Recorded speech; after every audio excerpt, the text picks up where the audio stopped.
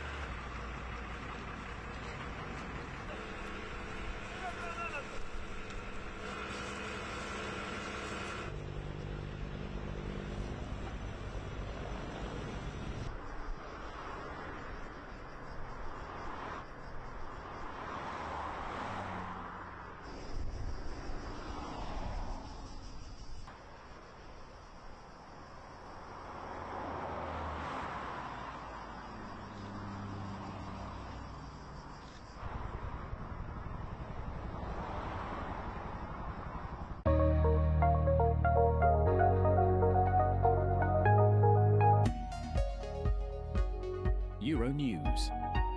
The news. Ukrainian troops have advanced up to 30 kilometers over the Russian border as fighting continues to rage in Kursk. Poland has agreed to purchase 48 new Patriot launchers.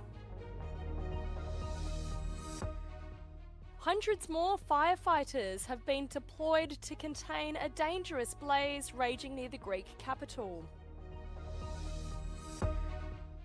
A venue at Sziget Festival hosts activities run by people with a disability in an effort to dispel the myth. Thousands of Ukrainian troops have advanced up to 30 kilometers within the Russian border, in what has become their most significant incursion since Moscow launched its full-scale invasion in February of 2022. Footage released by the Russian Defense Ministry showed what it said was Russian armed forces fighting Ukrainian troops in the Kursk border region. The unprecedented incursion by Ukraine is the largest of its kind in the conflict. It caught Moscow unaware, and Russian military leaders have scrambled to contain the breach. The exact aims of the operation remain unclear, and Ukrainian military officials have adopted a policy of secrecy, presumably to ensure its success. Tens of thousands of Russian residents of the territory have been evacuated since the fighting began, according to a Russian Emergencies Ministry spokesperson. Thousands have been receiving aid from the Russian Red Cross. Workers visited temporary accommodation centres and opened a hotline for those who lost contact with relatives within the region. As the fighting intensified within Russia's perimeter, Belarus prepared to send tanks to its border with Ukraine. Belarus's defense ministry broadcast pictures of tanks being deployed along the country's border. They said the tanks were being deployed in order to respond to any possible provocations. Poland has beefed up its military defences by agreeing to purchase 48 Patriot launchers by US weapon heavyweight Raytheon. The investment comes as Warsaw politicians argue for increased NATO spending to prevent Russia's war in Ukraine from spilling into Poland. Inwestujemy w polski przemysł obronny, siły zbrojne Rzeczypospolitej, na rzecz Anki bezpieczeństwa 6000 redeemed changed the flag. Ukraine Army flag. In the central Polish town of Sochachevsky, officials confirmed the weapons would be delivered to the Polish army from 2027. For Poland, the Patriot enhances not only our ability to protect the skies above NATO territory, but also our military interoperability. This capability is a powerful deterrent on NATO's eastern flank. NATO member Poland shares a 230-kilometre border with Russia. In May, Warsaw announced the stretch would receive a €2.5 billion defence upgrade. Roughly 670 firefighters, backed by more than 30 water-dropping planes, have been deployed to contain a raging wildfire burning through tinder-dry Greece roughly 44 kilometres north of the capital.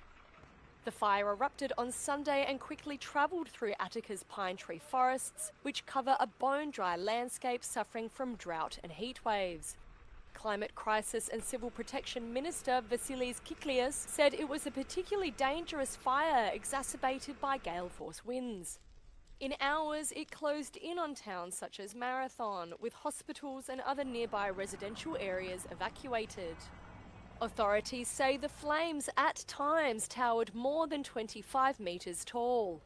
Half the country has been put on high alert for wildfires, with meteorologists and government officials warning the danger could last until Thursday.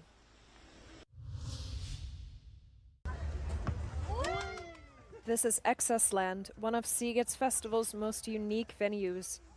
Here, festival goers can experience what it's like to live as a person with a disability. There are a range of activities from wheelchair fencing to painting without hands. I like this experience. It's fun to try something else, but it also makes you realize, wow, without my hands, it's really hard to do something. Like in daily life, it would be, really easy, and yeah, you don't think about that in daily life.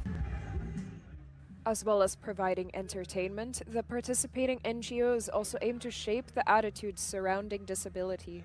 Az egyik legfontosabb célunk, hogy a tabukat ledöntögessük az emberekben, és hogyha legközelebb találkoznak egy fogyatékossággal élő személlyel, akár az utcán, akár a munkahelyen, vagy az iskolában, vagy bárhol, akkor egy más szemüvegen keresztül ismerjék meg őket, egy más szemüvegen keresztül nézzék meg őket.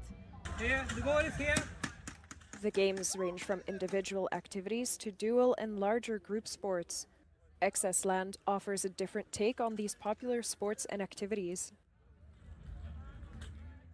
Playing brings both people together while simultaneously benefiting the NGOs. Én ilyen mezei önkéntesként kezdtem, mert a suliban hirdették, hogy van egy ilyen lehetőség, és maga az egész alapítványos lelkület az így úgy magával ragadott, hogy mondom, úristen, én ezzel most már életem végéig foglalkozni akarok, úgyhogy igazából így most már ez a munkahelyem.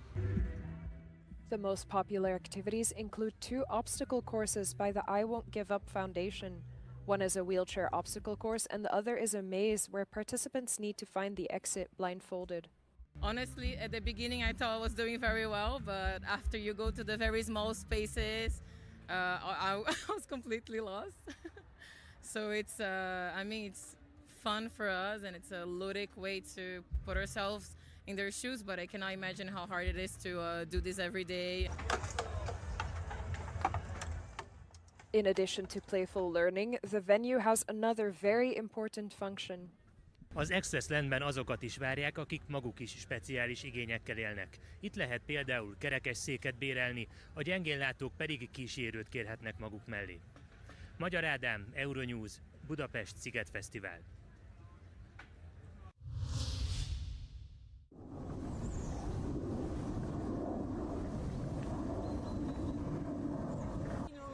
The farmers who own land of sunflower or corn are devastated.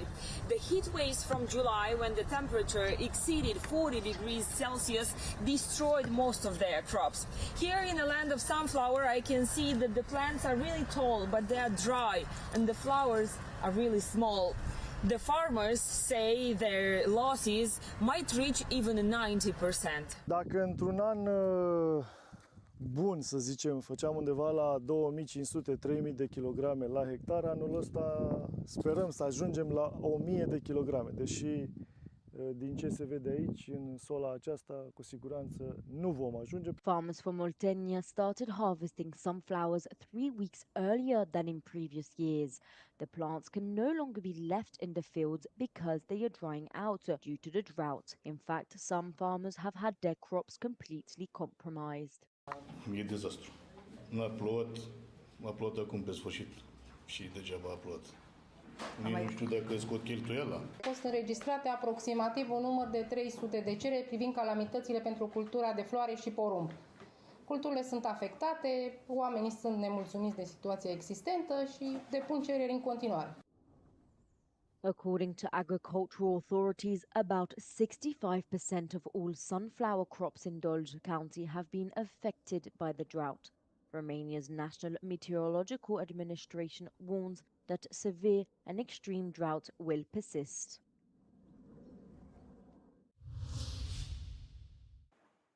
A sarcophagus being used as a bar at a Black Sea resort near Varna is a genuine Roman-era artifact, according to archaeologists, found on a beach in St. Constantine last month.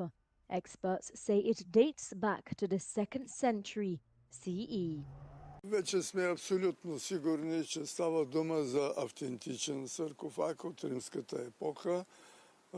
Най-общата му датировка е 2-3 век, но някои детайли подсказват, че може би можем в по-тесни рамки да го отнесем към 2 век. According to archaeologists, this raises serious questions about the preservation of cultural heritage in Bulgaria. Всеки предмет, който има археологическа стойност, независимо къде и кога и от кого е намерен, принадлежи на държавата. The ancient artifact has been transported for storage in the Varna Archaeological Museum, where it will further be examined by experts.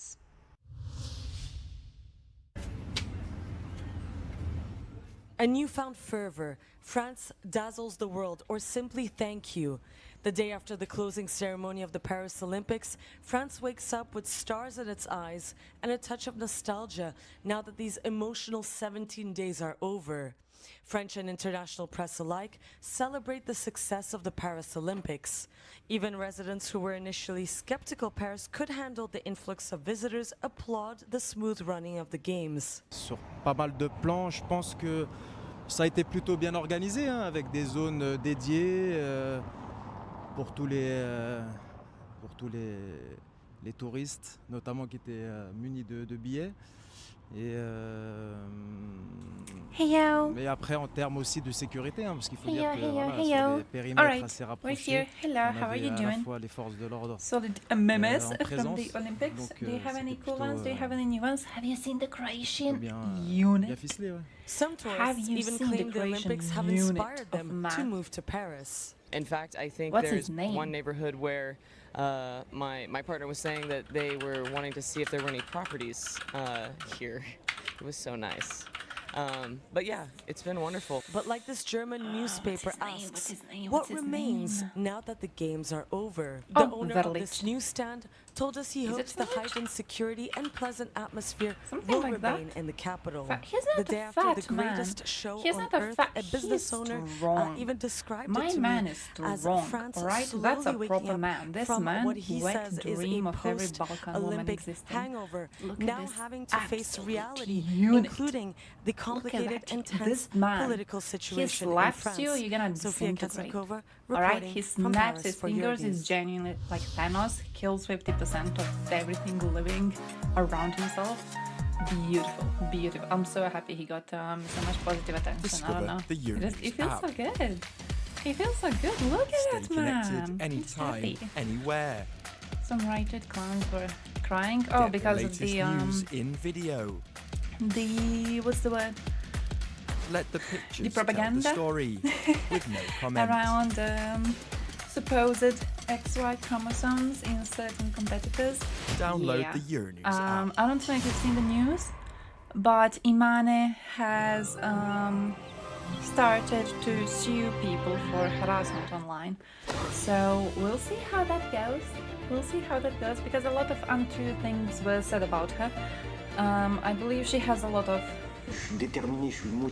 ammo for quite successful court cases, so that's going to be very, very interesting. If you've seen the evolution of the propaganda and the evolution of stuff that people were saying, what it started with was the idea that she is a trans woman. So what it started with was oh, look at this, this is a man competing in female sporting events because he identifies as a woman. So people were like, oh, that's a trans woman then, right? Like she changed the gender. So people started attacking her because they thought she was a trans woman. And then what happened is they saw the Russians were saying that in reality she has an XY chromosome, but she was born as a woman. So then they started diagnosing her with like a myriad of different developmental disorders, right? And then they saw that Algerian boxing organization was actually informed back in 2023 that she has a higher level of testosterone, so that's why she cannot compete. So then they started diagnosing her based on that. Just a bunch of people online diagnosing and attacking this woman based on shit that they read online. Literally the only IBA source you have on the XY chromosome idea is a Telegram post. It's a Telegram post. It's not some fancy piece of evidence. It's a Telegram post. The president of IBA, who's a Russian, just wrote a Telegram post being like, oh yeah, this is actually a man. And we have discovered this now in 2023, despite the fact we did test everyone back in 2022, including Imane Khalif, and she was allowed to compete back in 2022, normally. But then 2023 comes and she defeats a Russian, and then we test her, specifically her, again, and now suddenly, you know, I guess suddenly we were able to tell that she has XY chromosomes, but we weren't able to tell this a year ago in 2022 for some reason. It's bullshit. So yeah, I'm happy she's starting to go to court over this, and I hope she gets some cash money. I hope she gets some fat cash money from all the court cases, genuinely. To be fair, another thing also, headlines.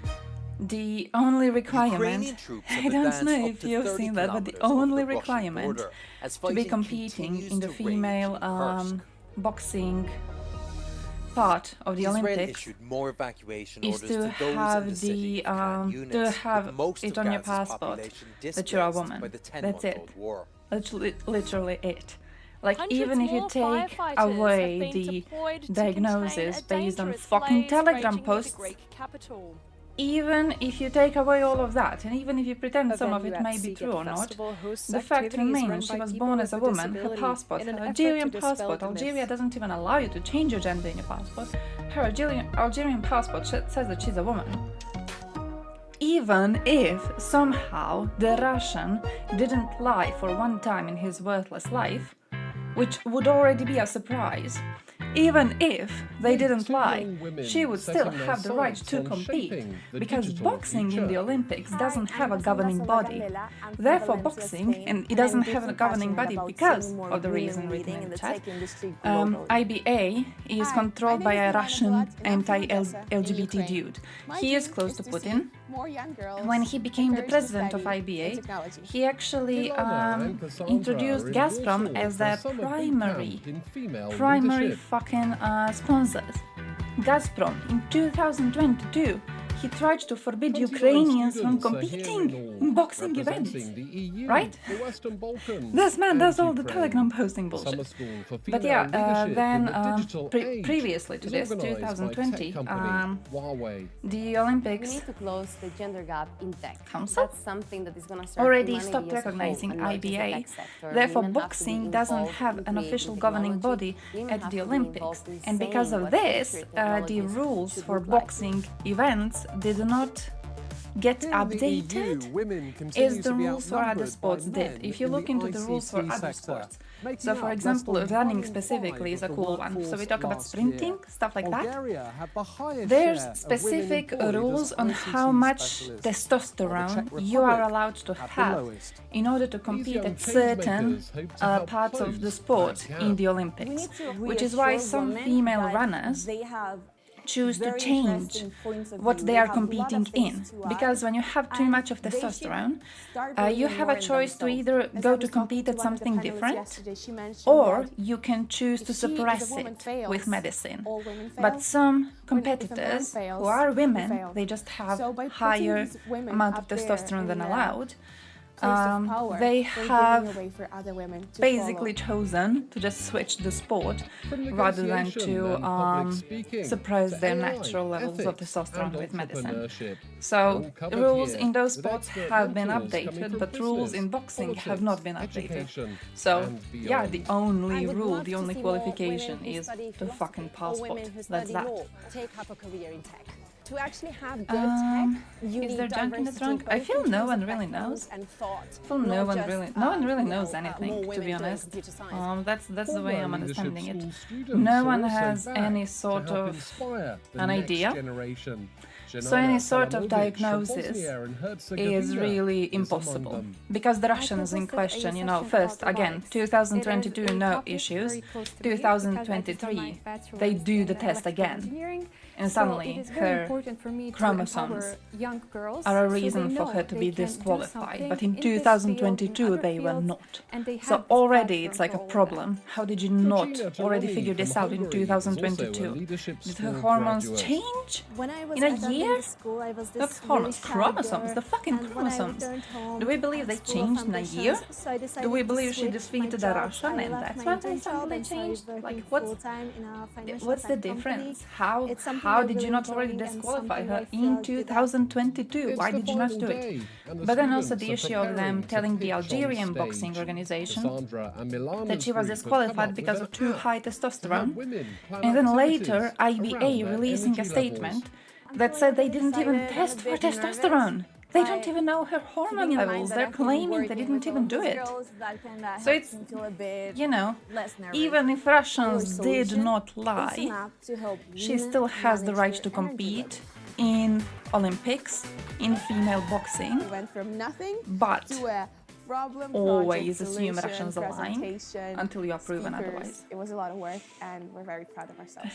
You can go through puberty as a man and then suppress your test and say you're a woman, you'll still have a huge advantage. We do have some disciplines which do not allow trans women in at all. And then there's some that ban specifically everyone who underwent male puberty. So it's boxing is a specific case because boxing is the only part of the Olympics that doesn't have a governing body. Usually they all have a governing body, but IBA has been overtaken by Russians. So it has stopped getting recognized as a governing body, and now we just don't have anything. But like for other sports, they do have them, and the rules are. I was looking at this yesterday, but there's rules, and they're usually rather strict, and most of them do happen to be basically you can't compete if you're a trans woman.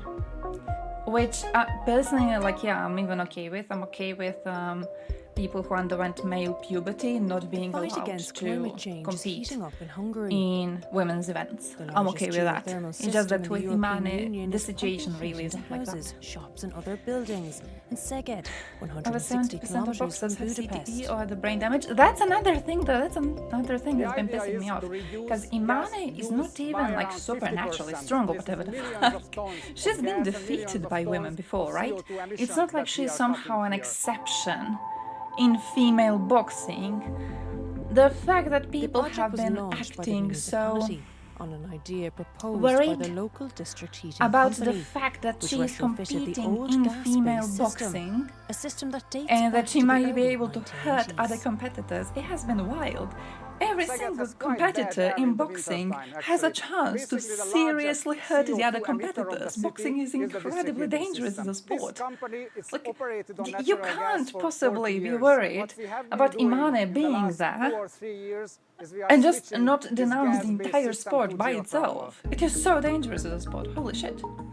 Yeah, Caster Semenya is another example of it that has been mentioned. So Caster has also been born as a woman, raised as a woman, and then later she figured out that she has a developmental disorder thing. I forgot the name of it, but yeah. The thing with Caster, and it's also an important part of the story, I feel, is that Caster Semenya has been going to court since 2017, right? She's still going to court regularly because her career has been ruined because of this. So she is still going to court to try and get justice for the fact that, you know, she's been training her entire life and then she lost a career to this shit.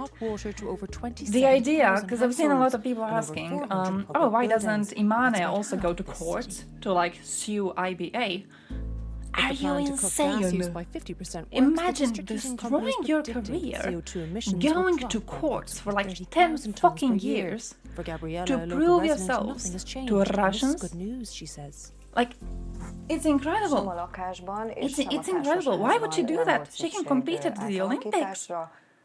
She can compete at the Olympics. She doesn't even need IBA to compete at the Olympics. Why would she choose to go to court According to the against experts, Russians the Szeged if she model can can be go to the replicated in Olympics? many other cities, as about 25% of come the on, EU let's population be real. lives in areas with sufficient geothermal Steroids resources. need to be allowed in everything. Last but I'm not kind least, of. the Szeged project has Yeah. helped Hungary and the EU diversify their energy sources. I and wish we reduce had their like a dependence clean on Russian category gas exports. and the steroid category. Like you have the clean one, which is maintaining that. I don't know if you read how much you've been reading Looking for about the trustworthy whole climate situation coverage? with like Sign up sports for our overall, green really, and the newsletter. categories Get that we eco align to them. news and green views delivered straight But to your there's inbox. this idea Sign up that today at euronews.com sports is / actually newsletters. just an illusion of equality, right? So even when you have like clean sports in a way, even when we say, oh, you can't have steroids, you're supposed to just be full natural, and this is what ensures fair competition. You're always still going to be having people who are just naturally better at some shit. You always have people who are naturally better at something. You always have people who have better hormones than you, who are just built different. People who build muscle really easily and shit like that. It's never going to be totally fair, right? We're trying so hard to hold on to this illusion of equality, and it's bullshit. Like, it's bullshit. It's never going to be equal. Alright, someone with like a huge wingspan is always going to be superior to you in plenty of sports.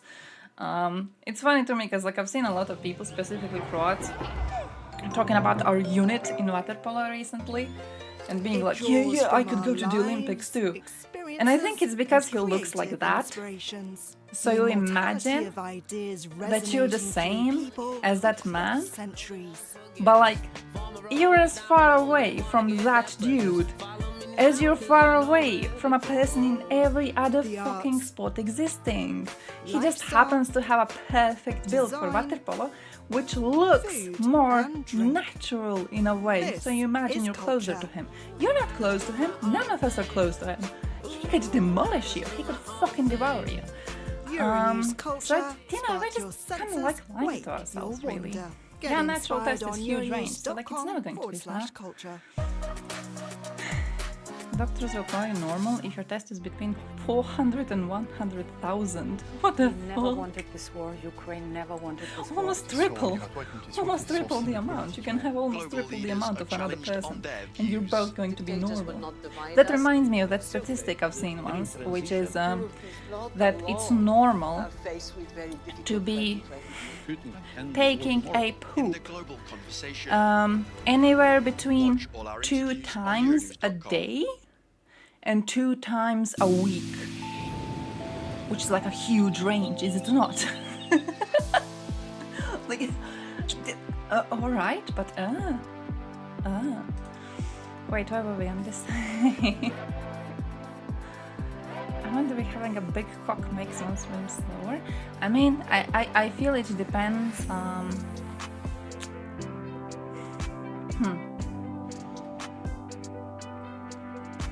I'm trying to figure out, like, if he could be... What do they do in water?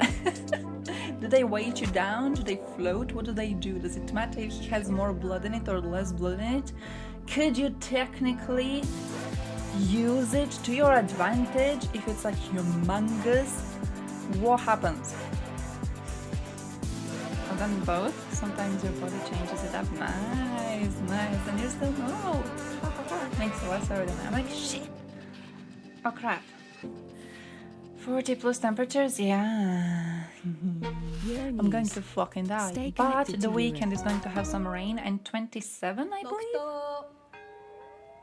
So basically I'm kind of hoping for that. I'm really, really angry about a 38 supposed to be tomorrow. I'm really, really angry about that. even if we can't create some fantasy world where everything is 100% fair, we should try to make it as fair as possible.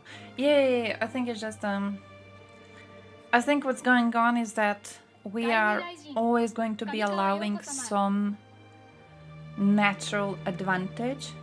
It's just the question of what we allow ourselves to allow, basically, you know? There's always going to be some natural advantage. So we're trying to make it seem fair. It's never going to be fair, but we're trying to make it seem like it is fair. And I think situations like with Imane, for example, like even if we do assume that she has the developmental disorder and that she was born as a woman, that she has all of the outer parts of a woman, she looks like a woman physically, right?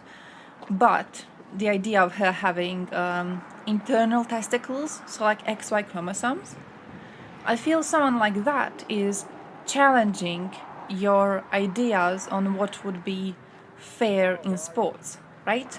Like what is fair to do? Caster Semenya, another example too. What is fair to do in this situation? Where is it fair for this person to be competing, right?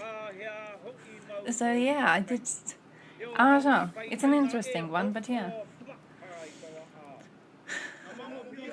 Pokemon. No, I like Pokemon. I'm a big fan of Pokemon. I think she's adorable.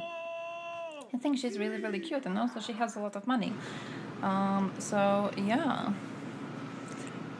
One day, maybe I have 1% of what she has, and I'm going to be a happy person. Zero facts about some random woman. Based. Euro News. Based, really. The news. Where did I click? Ukrainian troops have advanced up to 30 kilometers over the Russian border as fighting continues to rage in Kursk. Oh shit.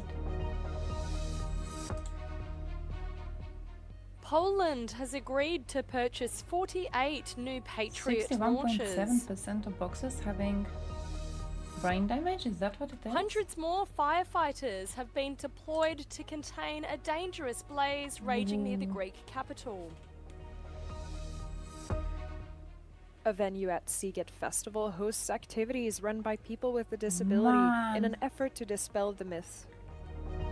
Dementia or amnesia Thousands of Ukrainian troops have advanced up to 30 kilometers within the Russian border.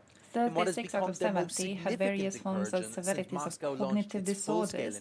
57 out of 109 displayed abnormal Footage released by the Russian Defense Ministry showed what it said was Russian armed forces utilization of fighting Ukrainian headguards troops significantly in the increased the Kursk risks region. of stoppages in amateur bouts. The unprecedented incursion by Ukraine is the largest of its kind in the conflict.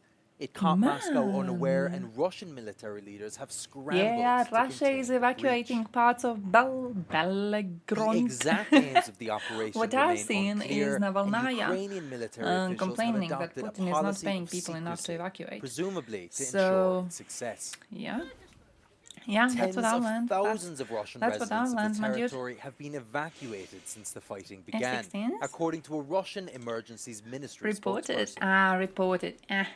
Thousands have been They receiving report bullshit aid all from the the time. Russian Red Cross. They report bullshit all the time. Workers I don't trust visited Russians at temporary all. accommodation Like immediately centers when and it was opened a revealed hotline that for those Ukraine is who lost getting contact with F-16s, relatives they within the immediately region. claimed that they shot As the down like 10 fighting of them. I intensified don't within trust Russia's them at perimeter, all. I did Belarus save some prepared to videos send though. tanks to its border with Ukraine. I wasn't Belarus's listening to what the defense Lukashenko ministry news. broadcast pictures of tanks being deployed. By the way, along there's the ideas that border. Lukashenko is that They what he's said talking the about? tanks were being There's ideas deployed in Lukashenko order is to trying respond to any possible leave the post of the provocations. president because he himself has pushed for a law Poland has which beefed makes up it its illegal military to defences bully the by former agreeing president. to purchase 48 So, Patriot and apparently he has also launchers said by US previously weapon that heavyweight Belarus Raytheon. needs to get used to the investment idea comes of as Warsaw having another politicians president. argue for increased So, NATO yeah, it's spending being to guessed that prevent he's Russia's planning war to in leave, Ukraine from which spilling into Poland. Inwestujemy w polski przemysł obronny, w siły zbrojne Rzeczpospolitej I'm na getting rzecz bombed on bezpieczeństwa the nas ground. Oh yeah, I i hope it's not naszych going to happen. sojuszników. I'm hoping In it the will not central happen, but you Polish never know, town really. of Sochachevsky, officials confirmed the weapons would be delivered to the Polish army from 2027. For Poland, the Patriot enhances not only our ability to protect the skies F-16 above has NATO no territory, effect on if Russians but evacuate also the our people. military No problem. interoperability. Oh, by the way, I This saved Arthur capability video. is a I saved an powerful Arthur video. deterrent. I saved Vlad Vexler. I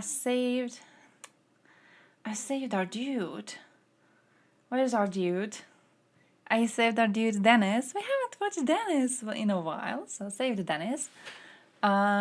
Saved Dylan's documentary, which we will probably not going to watch, but I am going to share it to you anyways, so you go and watch it. Here's Dylan's documentary. Go and watch his documentary, alright? He's an incredible man and he deserves to get a lot of views, so go and watch it. And I also saved a video on Osijek, but that's probably not very interesting to you, but I just wanted to watch an Osijek video. And it's 10 ways Osijek has changed in 2023. So yeah, interested in that. If we have some time at the end of the stream, I'm gonna be watching that. Osijek, yeah, what do you mean boo? What do you mean boo? Slavonia. For many years, all we hear is stories of emigration, economic decline, and really sad stories coming from the east of Croatia. But the reality is somewhat different. And life in Osijek today is improving every single day. And over the last few years, there have been a number of changes. And we're here in Osijek just to check out what is the reality of the situation on the ground, and what are the things that are getting better. Yeah, things are getting better. You hear that? Things are getting better.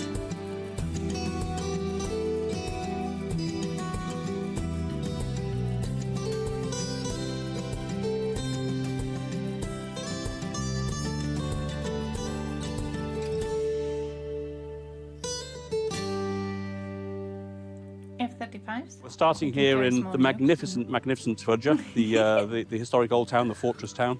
And everything has been completely redone. And as you can see, it's spotless. Look, everything's been updated. And for me, it's one of the most magnificent old towns in the whole of Croatia. When the tourist board come together here and they hold this manifestation called Head on East, it's one of the top things I think there is to do in Croatia. The whole city really comes alive, and it's Slavonian hospitality, it's excellent food and wine, culture, tradition, heritage, and this has the potential to become one of the really top places in Croatia in terms of tourism, and it's just a magnificent place to be and to hang around. There are boutique hotels now in there, and I stay here every single time I come. I think it's magnificent. But there is a lot more to Osijek than tourism, of course. We've spoken to a lot of locals, and in partnership with the city of Osijek, we are starting a new video series here in Osijek called Croatia is Changing. 10 ways Osijek improved in 2023. We will have more video reports like this from all over Croatia in the coming months to see how change is looking at a more local level. Oh, that would be Here is what we found in Osijek. That would be cool. Number one, communal issues don't exist. Waste separation stands at 51.8% compared to split at 13% and Zagreb at 28%. The city of Osijek was the first of the 4 large cities in Croatia to reach the target of more than 50% of separated waste. For their efforts in the form of thorough separation and recycling of waste, citizens were given the opportunity to create their own accounts depending on the monthly number of waste removals, and in addition, significantly less waste ends up on the city landfill. The city has recently switched to a new system of the organised collection of usable waste through the door-to-door method, and today in Osijek, 6 fractions are separated at the doorstep: paper, plastic, bio-waste and mixed municipal waste in houses, and additionally glass and metal in apartments. The implementation of the door-to-door system in the city presented the highest European standard in separate waste collection. After the construction of 4 recycling yards and the acquisition of a mobile recycling yard, the city of Osijek has no need to install underground, semi-underground and above-ground containers because waste collection takes place at the doorstep. All waste that citizens cannot recycle in their homes can be taken to one of the recycling yards, and thus ensure that all waste is conscientiously disposed of and ready for the further disposal process. Number 2, the arrival of Jabil and the knock-on effect that this will have for the whole city. Osijek is set for a significant employment boom with the arrival of American company Jabil, creating 1,500 new jobs for skilled workers. The completion of the construction of the production facility is scheduled for the beginning of 2024, and the brand new centre is expected to quickly become a key driver of the local economy. When the new Centre of Excellence for Production starts operating, the American company Jabil will become one of the largest employers in all of Slavonia and provide the local community with opportunities for both growth and development. Number 3, the opening of the underpass on Chepinska Street. Driving became a lot less frustrating in Chepinska Street in 2023, an important artery in the city. The eagerly anticipated underpass on Chepinska Street finally opened, allowing for more free-flowing traffic. Previously, there was just a ramp for the train, creating traffic congestions up to 30 times a day. Number 4, finished works in the fortress. As mentioned in the introduction, the people of Osijek and tourists have been enjoying a completely new look of the fortress for several months now, the renovation of which began at the beginning of 2020 and lasted until go to September of Twitter last and you year. see It people was a being project really worth weird almost on 17 certain million topics. euros, of which That's what 8.9 my million euro were experience of grant. German The youth works restored was an like. area of about All of them had 30,000 weird square metres, piercings, during all of which them the had a bunch sewage, of tattoos. telecommunications, water, hot water and Wild. electric power networks and the road structure were built. Streets and pedestrian areas were also paved and public lighting was renewed. Furthermore, more than 60 million kuna was invested in the renovation of the Vatroslav Lisinski Square. At the same time, the Stara Pekora building was revitalised and today it rents out its Kuna. premises for numerous cultural events.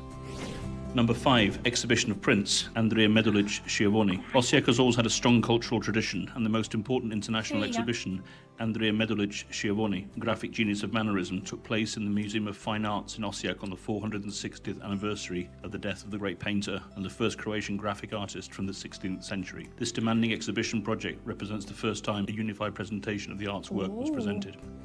Number 6, the Cultural Centre of Osijek. Osijek is becoming a place where young drama and musical artists are asserting themselves, which they cannot do in the Croatian National Theatre or Children's Theatre. Osijek Cultural Centre is a new element in the cultural puzzle of Osijek. A city is a living organism, and its culture is an important part of its identity. That is why the basic task of KC Osijek is to create a new place that creates, develops and promotes the authentic culture of Osijek and the country and abroad. The Cultural Centre aims to recognise new sources of culture and to fill them not only in their spaces but also in parks, streets, squares and schools. The Cultural Centre is being built into a nursery of ideas, projects and an active platform for gaining experience of Osijek students, young people at the beginning of their careers, established artists and artistic collaborators, as well as a place for numerous contents of artistic value. Killing a bunch of children. Number 7, Kopiga Beach. Reconstructed in record time after 46 years with new sand on the beach, pools and chill zones arranged and maintained, Kopiga is a fantastic asset to Osijek in the summer, where there is plenty of entertainment, but it was also extremely pleasant during our visit in early March, with Beach Bombita open all year round. Fantastic really views good of hot the dogs. old town In my and the city. memory, that hot dog is Number like 8, the best thing I've ever excellent tasted. mosquito control last year. So I don't know if one I of the was problems that just Osijek's had over the ridiculously years hungry, or has if it been genuinely in the summer wasn't good. season there is something of a mosquito problem. The Academy of Art students here decided to erect a monument to the mosquito as a symbol to show that the battle is real. 2023, it seemed that there was big progress in the battle, and actually the mosquito problem in 2023 was much, much less than it has been in previous years. There was a significant investment from the city to tackle the programme, and locals tell me that it was definitely a lot better. So some good news on the mosquito front. When we take into account the monitoring and implemented treatments in the area of the city of Osijek, the co-financing of those treatments based on agreements in the area of neighbouring municipalities that also help reduce the number of mosquitoes, a total of €1,475,000 was spent. Deputy Mayor Bullen concluded that the fight against mosquitoes last year Even like in had yielded villages. results as they made it possible to spend most Bullen of the is summer my in man, by the Osijek way. outdoors.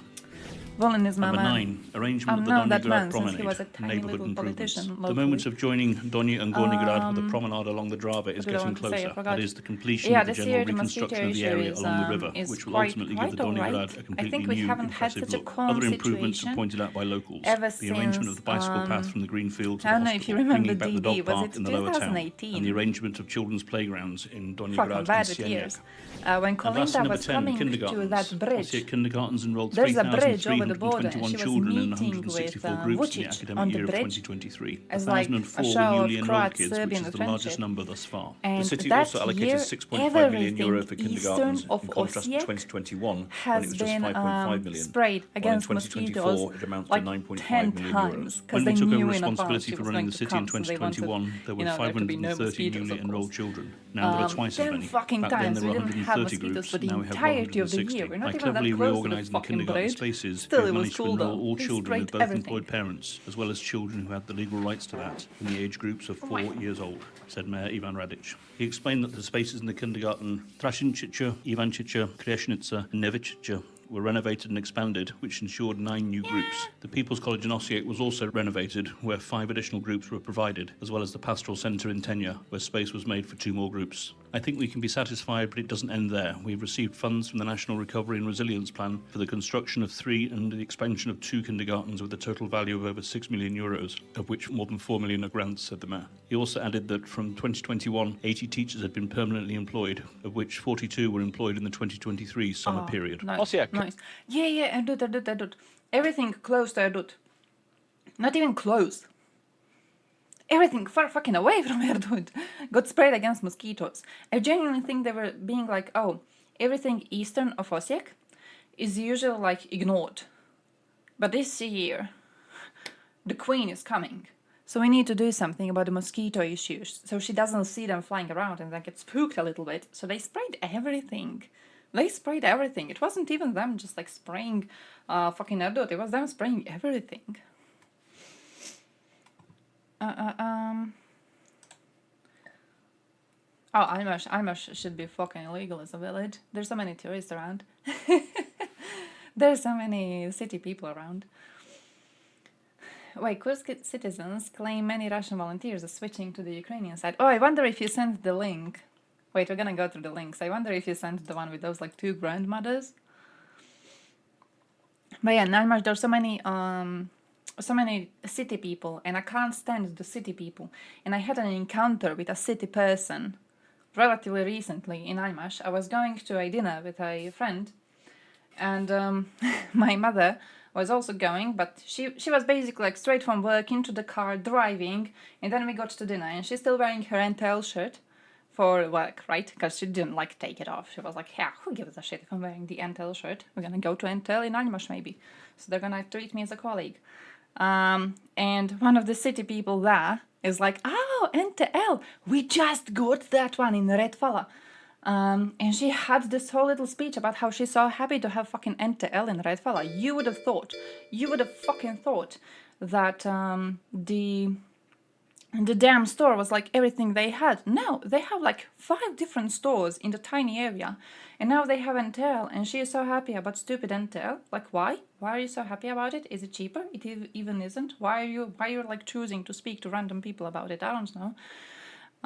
But yeah, city people and their weird extrovert behaviors, really weird to me. I can't stand it.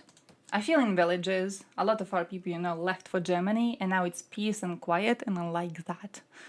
And then city living is just ew. Get a big one instead of Consum? Wait, don't you have Consum and... Because I heard you have both. I heard you have all of them. I was not under the impression you lost one for the other. I was under the impression you got one next to the other. Might have gotten wrong information. Who the fuck knows? City people don't start conversations in the city. City people start conversations in the village. That's the problem. City people in the village are annoying as fuck. But city people in the city are quiet. So that's GG. Consum isn't stress mine, but it dropped a pretty big Consum. If you have dinner for NTL. Oh shit. I didn't even know. Damn, NTL invading. NTL invading. Wait, did I see the message? Did we get the link from those 2 grandmothers? I'm gonna show you the link from 2 grandmothers. Курской области опять перешла на сторону ЗСУ. I wish. Что же это творится такое? Все переходят на сторону ЗСУ, все ждут Украину. I wish. В Курске, в Курской области. Они только питерские и московские не ждут Украину, потому что они живут очень хорошо. Слава Украине! I feel Redfalla is the enemy, Nasia. Одна из добровольчих групп Курской области. Yeah. To be fair, there was a lot of panic over Iran attacking in the... Was it a week and a half ago? I think it's week and a half ago. There was a lot of panic over them attacking, like the next day, and then they didn't. And it feels like the panic keeps on being relocated to the next day. So at this point, I'm just being like, yeah, I feel nothing is gonna happen. What do you mean, what? I've been there a couple of times. I have relatives who live there. And since my uncle has died relatively recently, now the house is almost empty. So we've been there a couple of times to like hang out with my aunt and my cousin. And so far, every time I've been driving through that part of the city There's always someone who tries really hard to fuck me in the ass with their vehicle. That is like wild. I'll be driving on the street, normal fucking speed. Someone just tries to bump me. I try to park out of the parking spot. Someone tries to bump into me. People just keep trying to bump into me with bikes, walking. One person fucking walking bumped into my car. She wasn't even looking. She was looking at her phone and she was just, whoa. I swear everyone there is like drunk a little bit. Everyone there is a bit lost. Everyone there is rather weird. And now I've heard that you guys are getting a KFC opened, which like I really, really want to go there. But it's in Redfalla. So it's like, you know what I mean? Wait, I lost my plot of being angry over Russians existing. Let's go bullshit about Russians. KFC is still open in Russia. See, I knew it. Only a chain with no self-respect, no integrity, no value at all would be opening a store in Redfalla. Only something with like no worth to its existence at all. Of course they work in Russia. Redfalla is basically Russia in tiny. That makes perfect sense. That makes perfect fucking sense. Yeah, you're getting KFC. You're getting KFC. Ruski.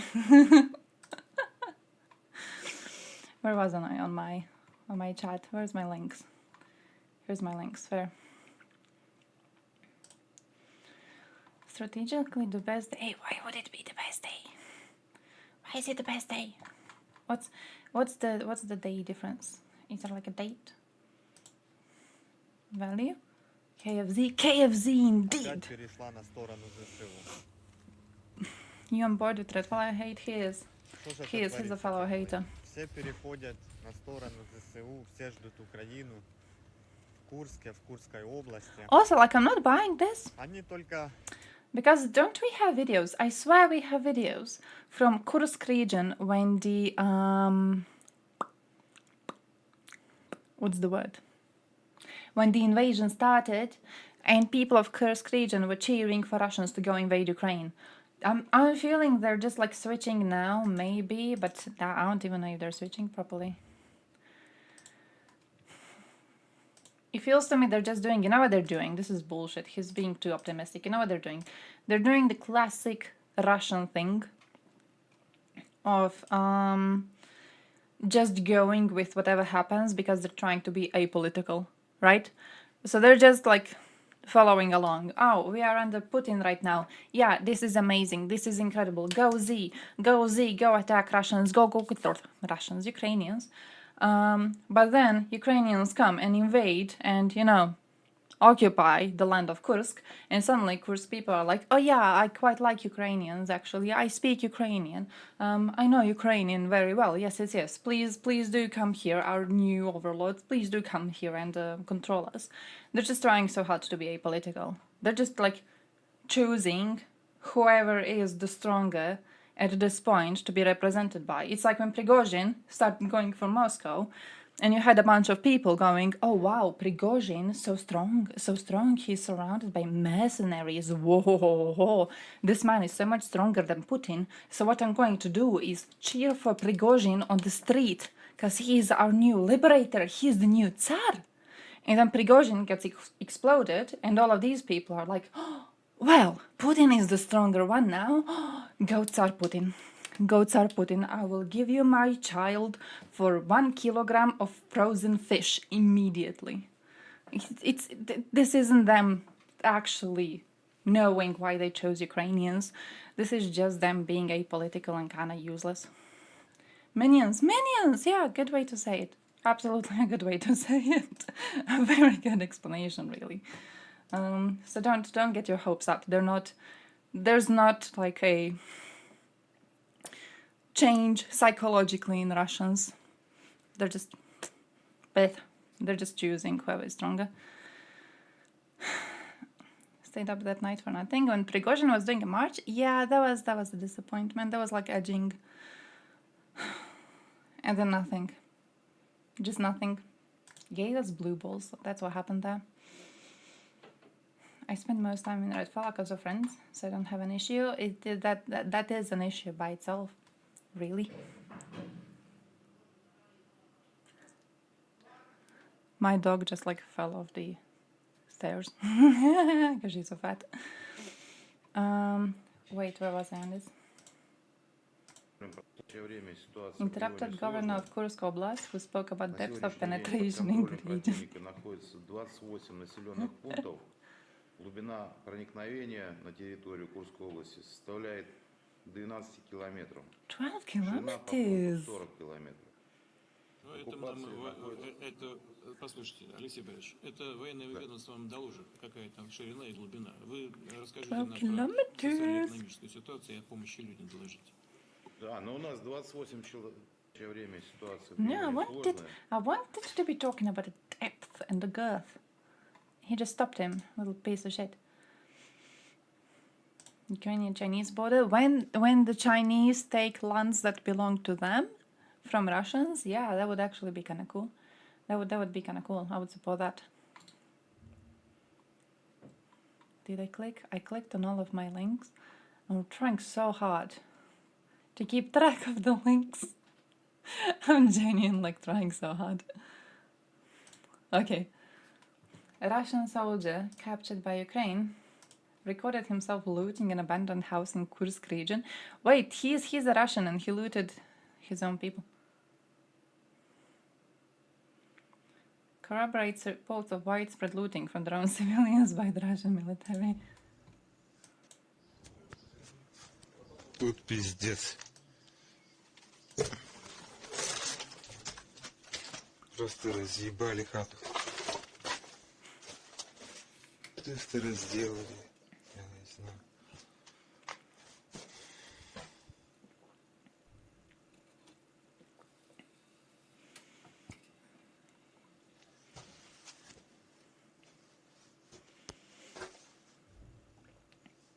Тут уже и брать-то нечего, уже до нас побывали. Минобороны.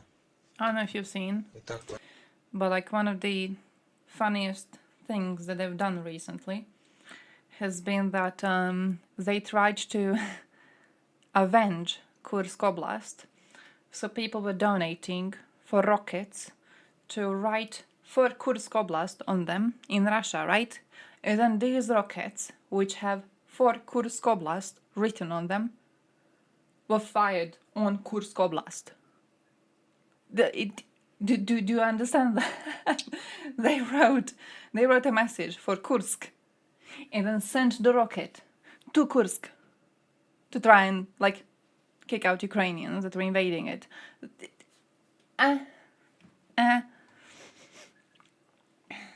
No washing machines, yeah. No, Prigozhin, I'm still not understanding. I read an analysis recently on why Prigozhin stopped his march to Moscow, and I still don't understand it. I feel everyone so far who did an analysis on why he stopped his marching towards Moscow, I feel no one really understood why he stopped his march to Moscow. That's what I'm saying. Like I don't know. Because whenever I read someone doing an analysis, it makes no sense to me. It's always based in like some weird little ideas of either hey, this is the video, weird little ideas of him like wanting to keep Russia strong in a way, which I don't know if he would be that stupid, or him actually thinking that Putin is gonna take him as an ally, which also I think is rather stupid. If he wanted to be an ally of Putin, he wouldn't have started a fucking march in the first place. He was leading Wagner. He could have been a strong ally just by continuing to lead Wagner and maybe making less videos being angsty and everything. So I don't know. I'm not seeing any of the analysis as being proper. Ordinary Russians cheering Russian genocidal army invading Ukraine from the territory of Kursk. Yeah, that. Them previously. Yay, goodbye our soldiers, go and do genocide. Them now. Hello, Ukrainians, come and save us. Like they'll just eat whatever you give them. there's no value in any of these people's opinions. They're so mind-numbingly apolitical, and they're trying so hard to take themselves away from making any sort of a meaningful choice that whoever they align with or don't align with, it genuinely doesn't matter at all.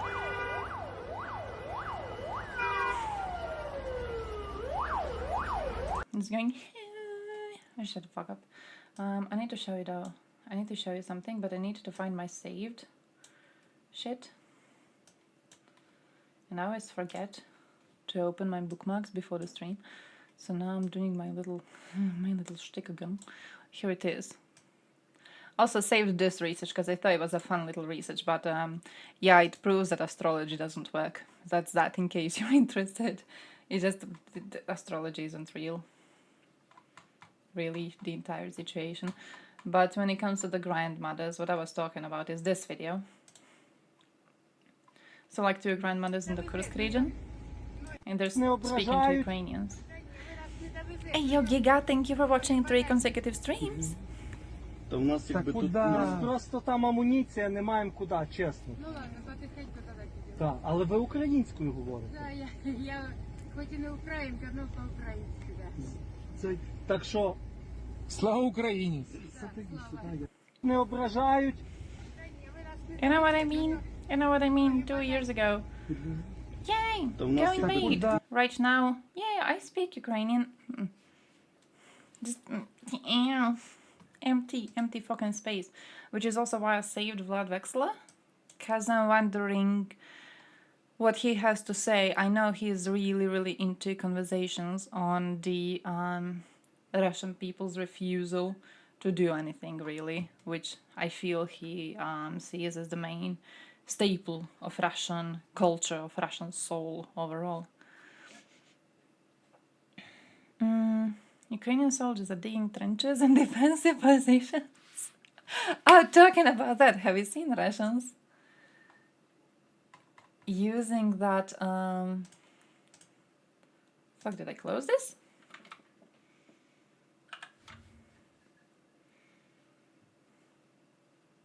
I did.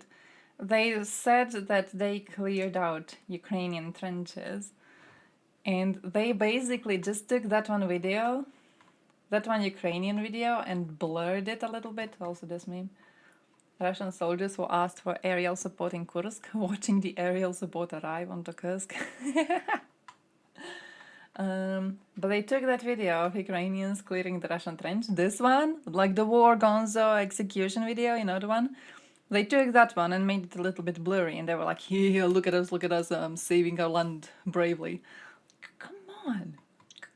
It's not even the first time that they've taken a video from Ukrainians and just, you know, tried to switch sides in the explanation. But it's worth to do it with a video that's that famous. Surely no one mentally normal fell for that. Tusk, not a big fan. Not a big fan. Haven't seen him around lately. What's Tusk doing? What is my man doing? Do I even have him in the news?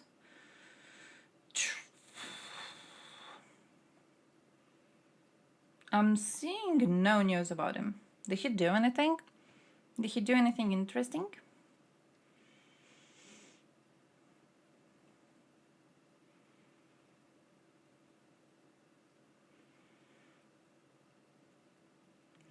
Like I wish, but I feel my opinion is strongly based on just on the fact I wish Poles were more balls deep into helping Ukraine defend itself. I wish they were stronger in that regard, and I feel sometimes the government of Poland has been taking steps that I personally disagree with. So yeah, you know, not a huge fan really, not a huge fan, not a hater, but not a fan either. Hoping to see some better actions taken. Let's say it like that. Hey yo, Ellie, how's life going? Hey yo, hey yo. I'm hoping to see some better actions taken. I feel the farmers' protests have been really, really badly controlled. I'm feeling the issue of Russian missiles getting into Polish airspace have also been really, really, really badly dealt with. I'm hoping to see something smarter. But like I'm hoping to see something smarter in Croatia too, so you know, I can't really be too hateful. We should give Ukraine some nukes. I can agree with that. I do wish Ukraine would be getting some nukes. I can actually, you know, fully support that. But listen. Think positively on this. Right now what you have are Ukrainian soldiers in Kursk region, and I've already seen Russians asking for nukes. Tactical nukes to be thrown at Kursk. So we may not need to give Ukraine nukes necessarily. We might just see Russians nuking themselves, which would really be the best case scenario, wouldn't it? Lviv Oblast. Well, let me look for it. Hey, yo, Daniel, how's life going? Got my set shifts back, so I'm getting routines going again. Hey, nice! I'm happy to hear that. I have nothing of that sort. I don't know when I work until the day before. Flag. I'm having no schedule. I'm having zero schedule, really, to be completely honest. I am dying. So I'm jealous of you, and I hope that I hope one day I'll be in that position. Truly. Like, I'm tired. I am fucking tired, girl. Can't sleep, because if you go to sleep, you don't know if you'll need to be waking up in the morning or not. Just bullshit. Like, the situation right now, we have a lot of tourists. Because tourists are basically passing through my place to go through the other place where there's a big religious event. It's like a fucking cockroach infestation. There's so many of them, and they're so annoying. And they're all city people or like rich people. So it's even more annoying because you hear them talk about their rich people issues, and I just had one of them complaining to me about how much cash money he needs to be paying to workers who keep the lawn tidy at his weekend house. Like, how dare you complain to me about that? How dare you walk to someone and be like, hey, you, retail worker person, I am so sad I have to be paying people a lot of cash money to do labor at my estate. Not even the place where I live, but the extra place I have for partying. How fucking dare you? So I haven't rested physically nor mentally. I'm basically operating off energy drinks. Talking about energy drinks, I have Booster right now, which is like, I'm pretty sure a Serbian one. Is it? Slovenian? Who the fuck makes the shit? Bought some energy drink in Serbia. Yeah, it's a Serbian one. Yeah, so hope I survive. Where was I on this? Change the flag. What Vexler speaking? Hello, very beautiful community. We are going to do a semi-blitz Q&A. Going to do the thing. What we can responsibly discuss about Ukraine's incursion into Kursk. One day he's going to draw lines on a map. Your own epistemic and that day is going to be basically Christmas. Like that is developing with many elements that are Slovenia, is that where the guy who made Putin put out is from? Yeah, true. Also, that's where Trump's wife is from, Melania. She's the best known Slovenian woman. So, you know, that counts for something. Your main channel video about this? I think that's about that.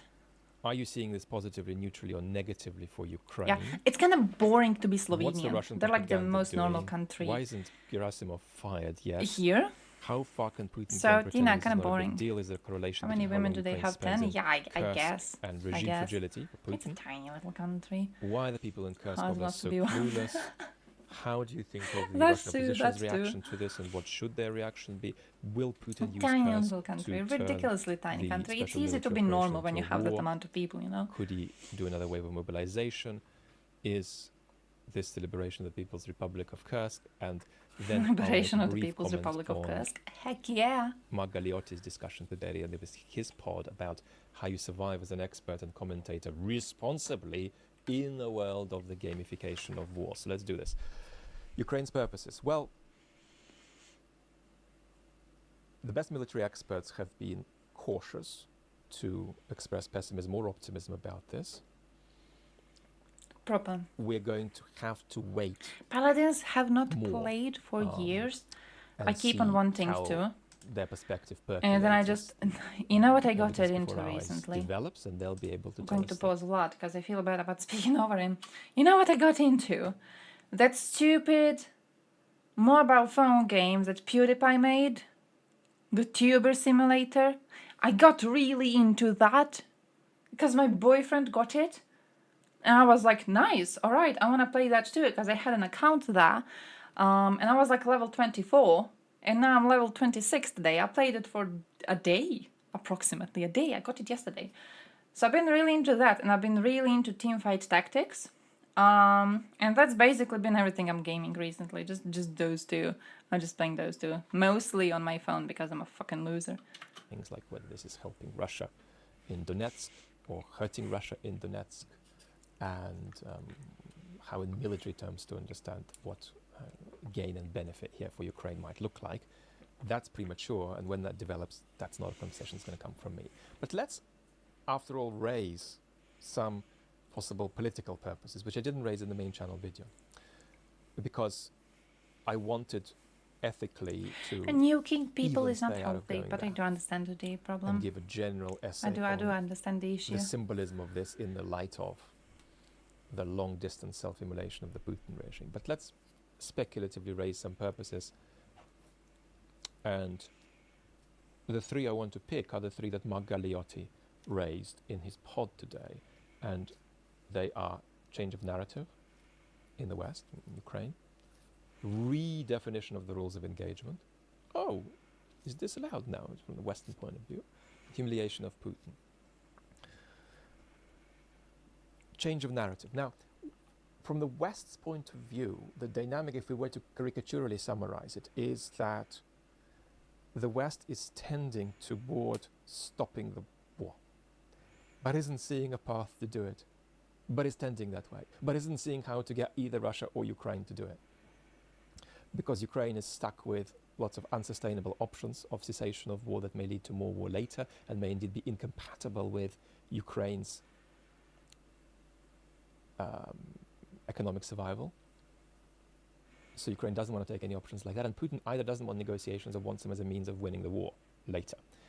And so the West is wanting to bring this to a close. We're saying something very caricatural, generalizing across many centers of power.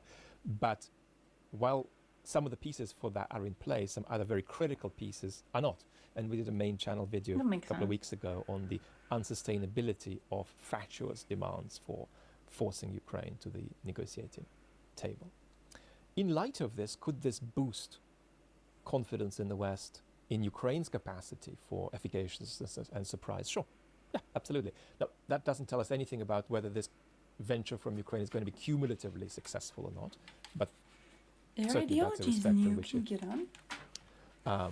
would carry some success unless it really flatlined badly over the next days and weeks.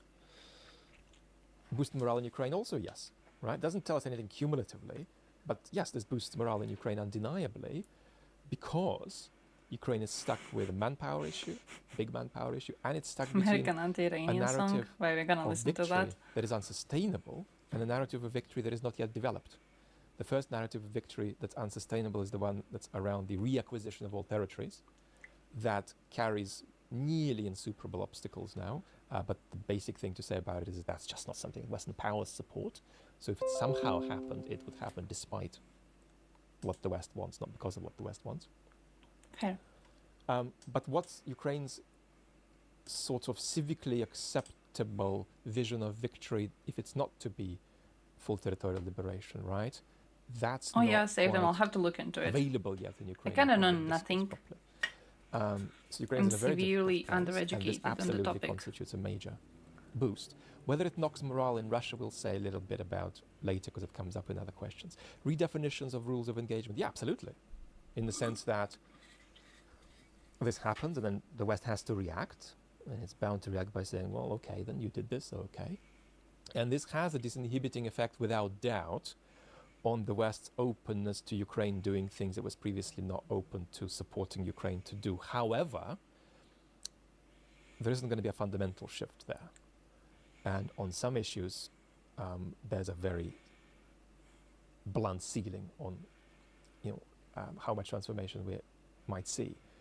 Fuck USA. One major example of that is nuclear escalation. Irreversible right? executive order before being Ukraine found wants out. the United States to take over nuclear escalation. The United States will never. I just make myself the president for life. To be fair, for the United States to do it because it's central for like they can't the fix US it. government to minimize the chances of its citizens. Oh no, you found me out. Nuclear exchange. What you gonna do about it, and the United States isn't itself involved in existential You're under my rule now. Where you're happy to elevate. So we're selling all the bad assets things to happening in the Croatia world. immediately.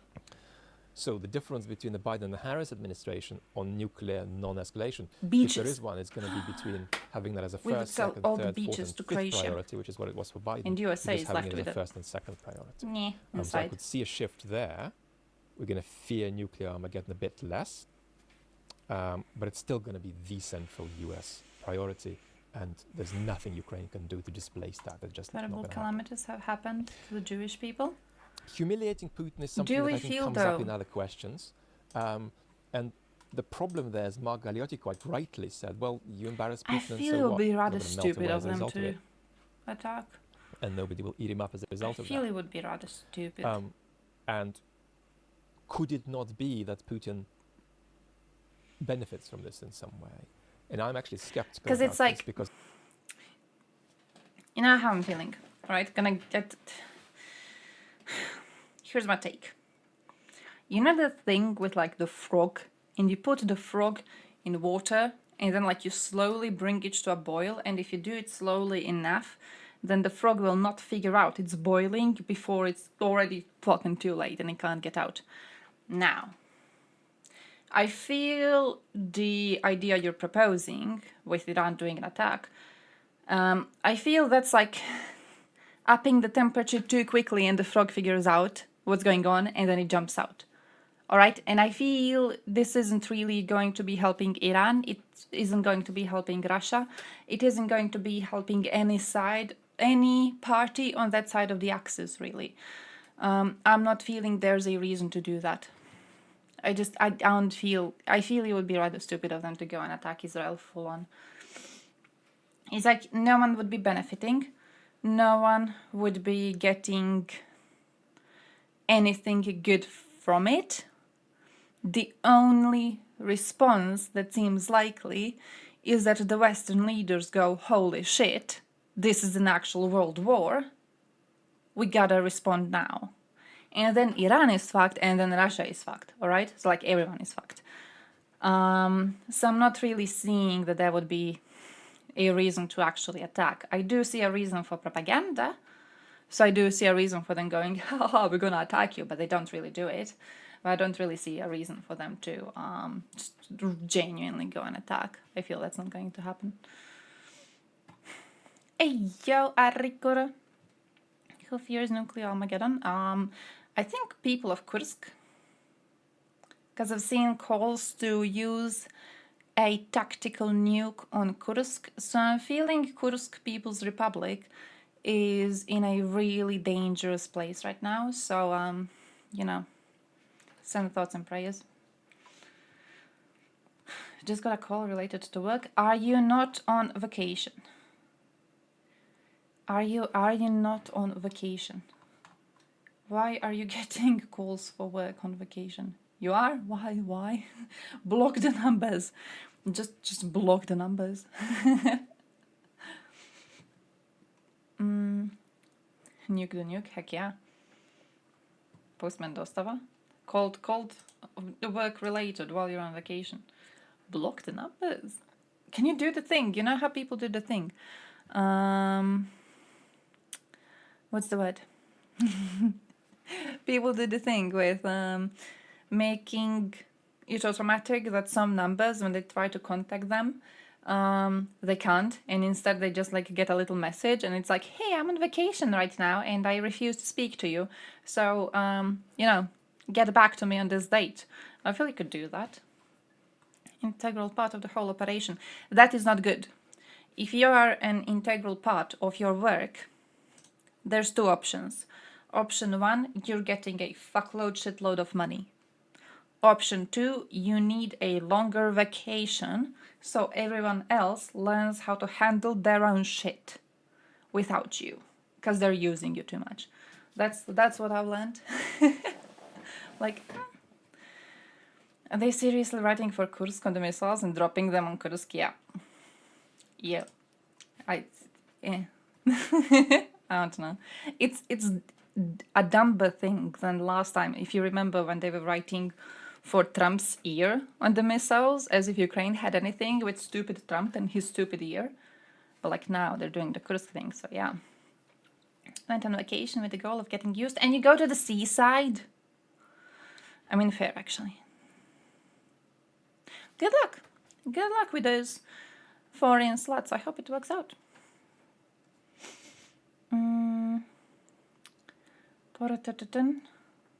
USA will help shoot down a lot of missiles. Hezbollah is so close, there will always be something going through. I can see that. I can see that.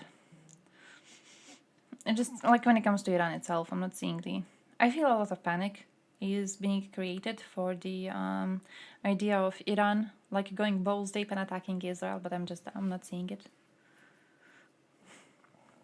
Fortune! There's some funny pro-Russian cope over there on 4chan. I haven't seen it. I'm mostly seeing Twitter posts, which are screenshots from Telegram. I've been seeing that quite a lot recently. But mostly just Russians being angry about their own leadership, which isn't really that entertaining. For a while they were bitching and they were crying, and that was entertaining to watch, I would like open my Twitter, and I would see them bitching and I would be like, tears. But now I just see them going, why isn't Putin helping us? Which isn't that entertaining, really.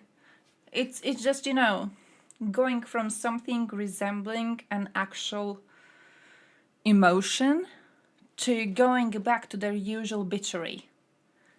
Not a fan. I like them more when they were being desperate. I felt they had more chance to actually do something to bring the country to, I don't know, somewhere. But right now it's just, the usual thing of, Sir Putin, you sent me to the front line and you have given me 0 ammunition. Why are you not helping me? Putin doesn't give a shit. He's not going to respond to you. Balls deep in the earthquake zone. Nice. I'm going to be creating some earthquakes yourself when you bang so many foreigners there. Good luck, genuinely. Riots in the UK. My opinion on the riots in the UK is strongly informed by the fact I went on Twitter when they were starting and I saw someone being like, hey guys, did you know that one of the people organizing riots in which place was it? One of the people organizing the riots is a woman who, like, several years ago, killed another woman just because she was the wrong religion. She was participating in, like, mass murder of a woman. And I read about the case then, and basically what happened is she befriended this woman out there in the world in a club, brought her into her house, let her 2 male friends kill her upstairs, lowered the music so she could hear what's going on because she liked it that much. And now she's organizing the anti-immigrant protests. So my opinion of that has, I've been strongly informed by that, and I just don't really hold them in high regard. Not the protests, nor the protesters. I do feel a lot of Western countries, UK included, are dealing with problematic laws when it comes to immigration, and I feel we're all doing rather badly in trying to balance being humane with trying to also make sure that we are taking in as many people as we can ensure are properly integrated and cared for in the community. So it's a really, really hard thing to balance, but at the same time, these concerns are being weaponized by people who are just primitives, just absolute primitives. I did see there are already some arrests happening. I did see some people already being brought to court for destruction of property and for inciting violence, and that makes me happy, to be honest. That makes me really, really happy, because some people that did just awful shit, just absolutely awful shit, really, really primitive. Where was I? Russia went from being the second strongest army in the world to being the second strongest army in Ukraine to being the second strongest army in Russia. Fuck yeah. Supporting, that appears to have been a mistake. I was merely supporting Russia on the internet. Yeah, the conscripts right now in Kursk region taken prisoners. I wonder how they feel about that, because most of them seem to be city boys who have been placed on duty specifically inside Russia, so they would never actually see warfare.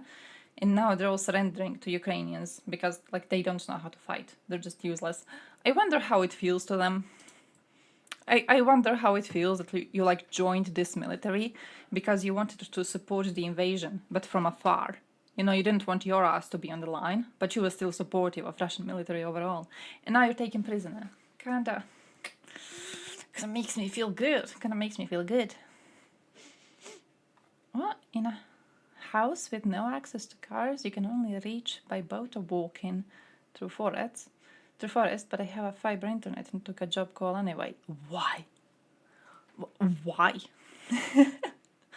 It's remote work? Were you on vacation? Maybe you get paid more. Maybe you get more cash money. Dating app. Oh, the Christian one. I got my paycheck today, and I was thinking, I really want to see the answers. I really want to see the answers to the question about beating up children. I really want to see what the locals have answered.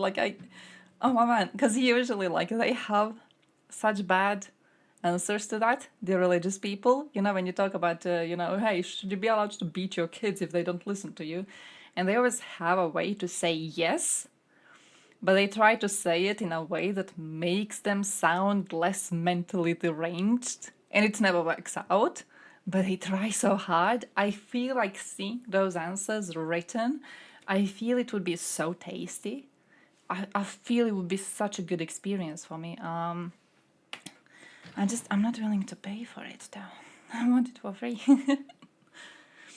Nobody remembers Russia was one of the main causes of immigration. That too. They were raising cities in Syria, causing migrant waves into Europe. Absolutely. Abso-fucking-lutely. And even right now, they're sending immigrants into Belarus and then trying to enter through Poland. Everyone's blaming the fucking immigrants. Just absolute clown bullshit. Wagner going around butchering people all around Africa.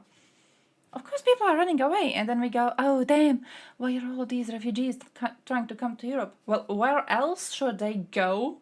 Because Russians have their little tentacles everywhere and are trying to kill them everywhere. They're trying to be safe, my dude. Figure out a way to beat Russia, and maybe all of these places become a little bit safer. Yeah, through Hungary too. Hungary is also giving easier access to both Russians and Belarusians right now. So there's a real danger of their people entering Europe in large numbers through Hungary, which is part of the Schengen. So yeah, that too. You think you've seen problematic refugees? Wait until Russians come into your cities. It was just 1 hour call sitting in my sun chair. Rest of the day I enjoy life here. 1 hour call? I would die. Demand 5 times the usual wage. 5 times the usual wage. 20 times the usual wage. for him to benefit, he would need to use it for various purposes of mobilizing society, but that is precisely what he is still keen to keep doing very aiming for a different experience. You want to see what women are saying about beating children? Well, that makes so much sense. If this turns out to be a... Wait, one of the questions I think is about having sex before marriage, isn't it? Have you solved the questions already? I feel that would be a great thing on like dating apps. You just go and like, if she's against it, you're just like, eh. But those ones who are, oh, okay, you're like, oh, all right. Yeah, I think one of them is about like keeping yourself pure until marriage or something like that. I don't remember. I answered all of them, and I tried to answer them in a way that like in my head sounded the most Christian-like. Because I was interested in what's going to happen, but then I figured I need to pay to see what other people have answered, and yeah. There's a thing on OkCupid, really? Fuck, is that one free? But that one, does it have weird little questions? I really want to see what Croatian locals are answering, just to kind of have an idea of the local miserable singles population. Because the app we are talking about is specifically about local miserable singles who are very religious population. So it's like a specific, very interesting group on their own. Had a girl in Zadar wanting to hook up, while at the same time her profile said no hookups. Looking for a serious relationship. So you called her out? Are you insane? You used the chance. Did you first hook up? First you hook up, and then after the hookup, you did. After the hookup, you go, ha ha ha. See, you were looking for this. Not before. You could be ruining your chances. And what do you get then? Now earthquakes for your vacation. Sad little existence. The only thing making your phone vibrate is going to be a work call, and that is a very sad reality to be living in. Cumulative success for Ukraine, then that's going to be obviously very positive. At the same time, Ukraine's only engaging in this because things are going badly. So Ukraine is not doing this out of an excess of comfort. It is doing this out of an excess of comfort. I like that. A heavy dose of difficulty and desperation. What's Russian propaganda saying about this? TV propaganda is trying to play it down. Nothing to see here. We just invaded our neighbor, and then they re-invaded us back, and we've evacuated 76,000 people. But there is nothing to see. And we don't control some of our own territory, but there is nothing to see. And that is a direct reproduction of the Kremlin message. There is nothing going on. But the military bloggers are more plural and exercised and chaotic in their response, with much ventilation about the chaos in the region, the abandonment of the region by the central power. And there is even a little bit of talk about, which is a kind of another symbolic expression of Russia's borderlessness. There's a call or two for using tactical nuclear weapons on Russia's own territory in the military blogosphere. Why isn't Gerasimov fired yet? If this goes very well for Ukraine, and I'm Gerasimov, I'm concerned. How far can Putin go on pretending this is not a big deal? Is there a correlation between how long Ukraine spends in Kursk and regime stability? Yes, of course there is. At the same time, there is another question about whether Putin can use this to politicize and mobilize society further. So maybe we'll just transfer that question onto that other one. What I can say is that at the level of the population, I was kidding when I suggested it, and they weren't. Well, there's some war going on somewhere. It's not even the skirmishes. First time, because when Belgorod was being attacked, they had similar ideas, and you did see them talking about whether a tactical nuke could be used that would be destroying the Russian volunteer corps. Whether you could use tactical nuke in Belgorod to destroy the Russian volunteer corps fully, but tactical nukes. Their idea of a tactical nuke, I believe, when mil bloggers talk about this, is that it's like harmless and tiny, like bomb, but a bit bigger. I feel they ultimately at the same time they figure it could like wipe out everyone in the area, but at the same time they're like, all right, this is not going to have a negative effect on anything outside of the area. There was one of them recently who is like their leading nuclear expert when it comes to Russian male bloggers, and they saw a bomb explosion video and they claimed that Ukraine hit Russia with nukes. So I feel that tells you about how educated they are on the topic, right? So the first time when they had conversations about the possibility of hitting themselves with the nukes, it was mostly a conversation of like how much damage it would do. This time we're actually seeing stronger calls because this time it's actually, you know, Ukraine invading and it's not Russian corps invading. Some chick asked me for my number but hasn't messaged me yet. What do I do? Just forget? Yeah. I don't have her number. She has mine. Yeah. What you do is you just don't think about her until she messages. Like until she messages you or initiates contact, it's as if she doesn't exist, and that's the best thing to do. Because anything else, like you can't really do anything else. You don't even have the fucking number. She asked if I wanted her number, but I didn't have my phone on me. A pussy-ass response? That's a pussy response? Why didn't you write it on your hand with something? Pussy response. Pussy response. No. That's not what you do. You need to have, like, do you have pencils around? Do you have pens around? You could have asked her to, like, borrow you one of those to makeup shits or whatever to write the number somewhere on you. You do not refuse the chance to get a person's number. No. You always gotta have a response which gets you in the possession of her contact information, so you could be contacting her first. Get a business card in your pants. Yeah, that's what you do. That's what you do. You always have to have something. Always have something. Always have a way to establish contact with a person. Because, like, if you're too passive, I don't know if you've been looking into the... there was one piece of statistics on dating apps online. And I don't know which dating app it was, but it was basically on how successful relationships are and how many of them result in meetups.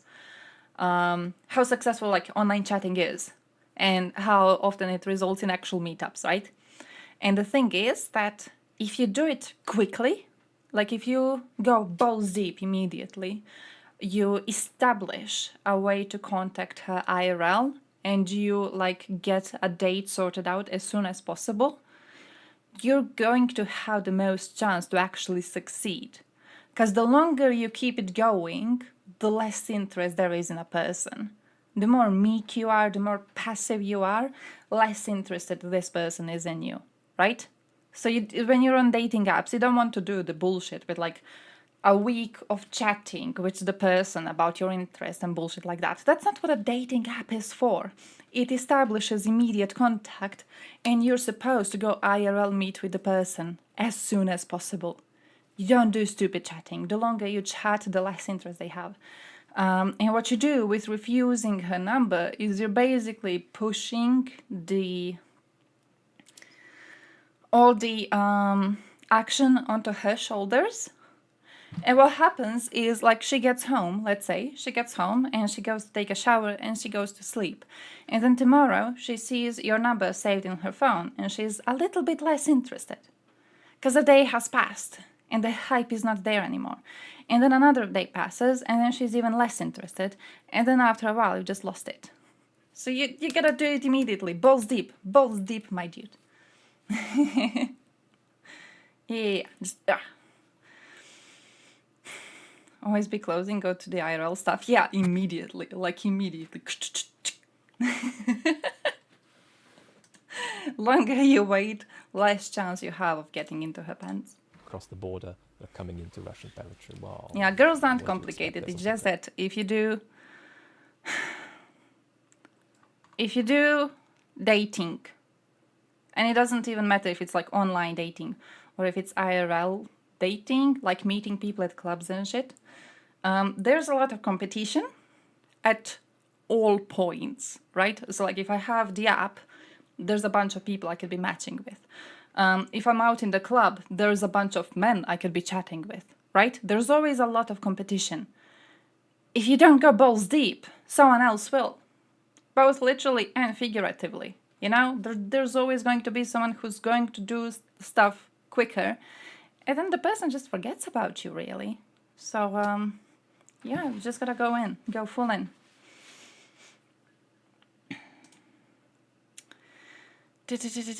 Russians bombed the gas pipeline station, Ukraine captured their own.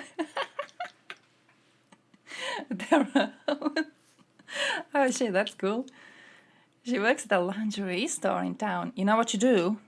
You go to the lingerie store, you go to the men's section, you find thongs that are like humongous in size. You buy those at the counter.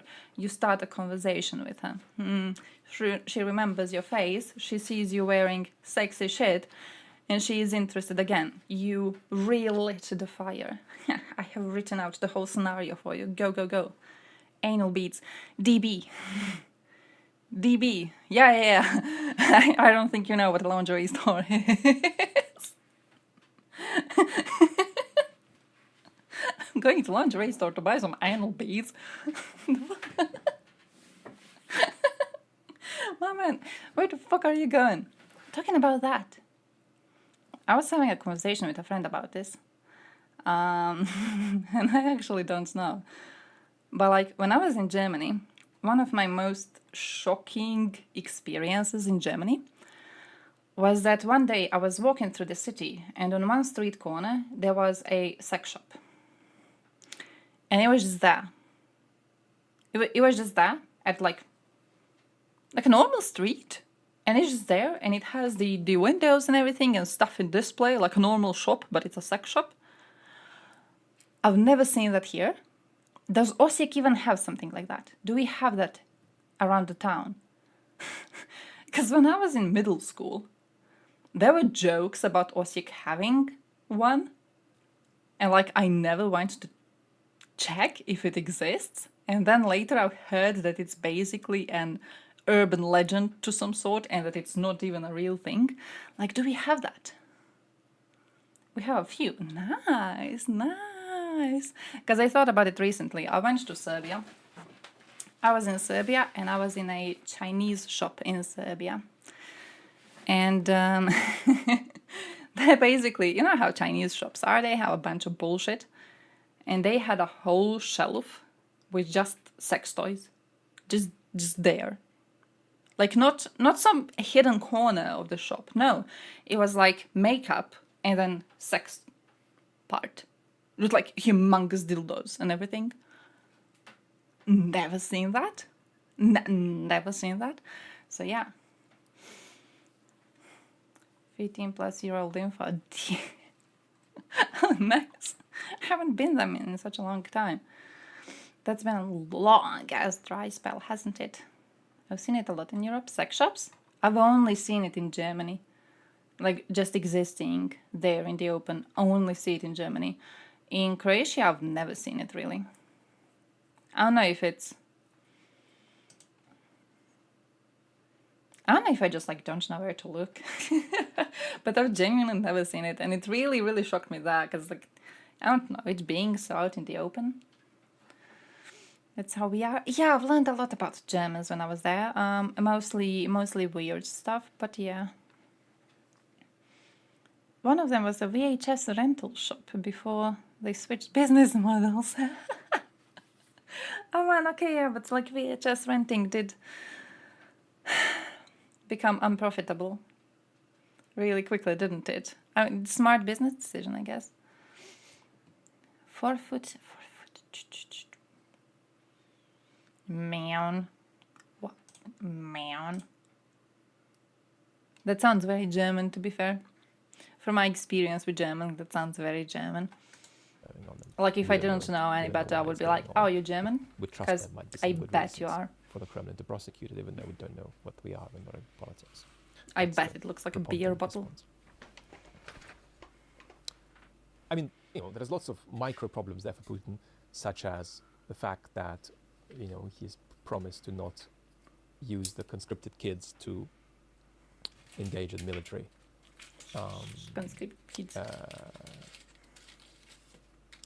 combat, direct combat, and because the war's come onto Russian soil, the big themes of our talks over a couple of years now, and it'll continue. Differentiating except for sex cinema. Gonna face blowback from that to some extent. If there are some in Croatia, I don't know about them. From the families of these conscripted kids. I'm strongly uneducated on that. Among others, I know where the restaurants are. Incursion. I know where you can get food. But I don't see any big. It's not where you can get 4-foot dildos, unfortunately.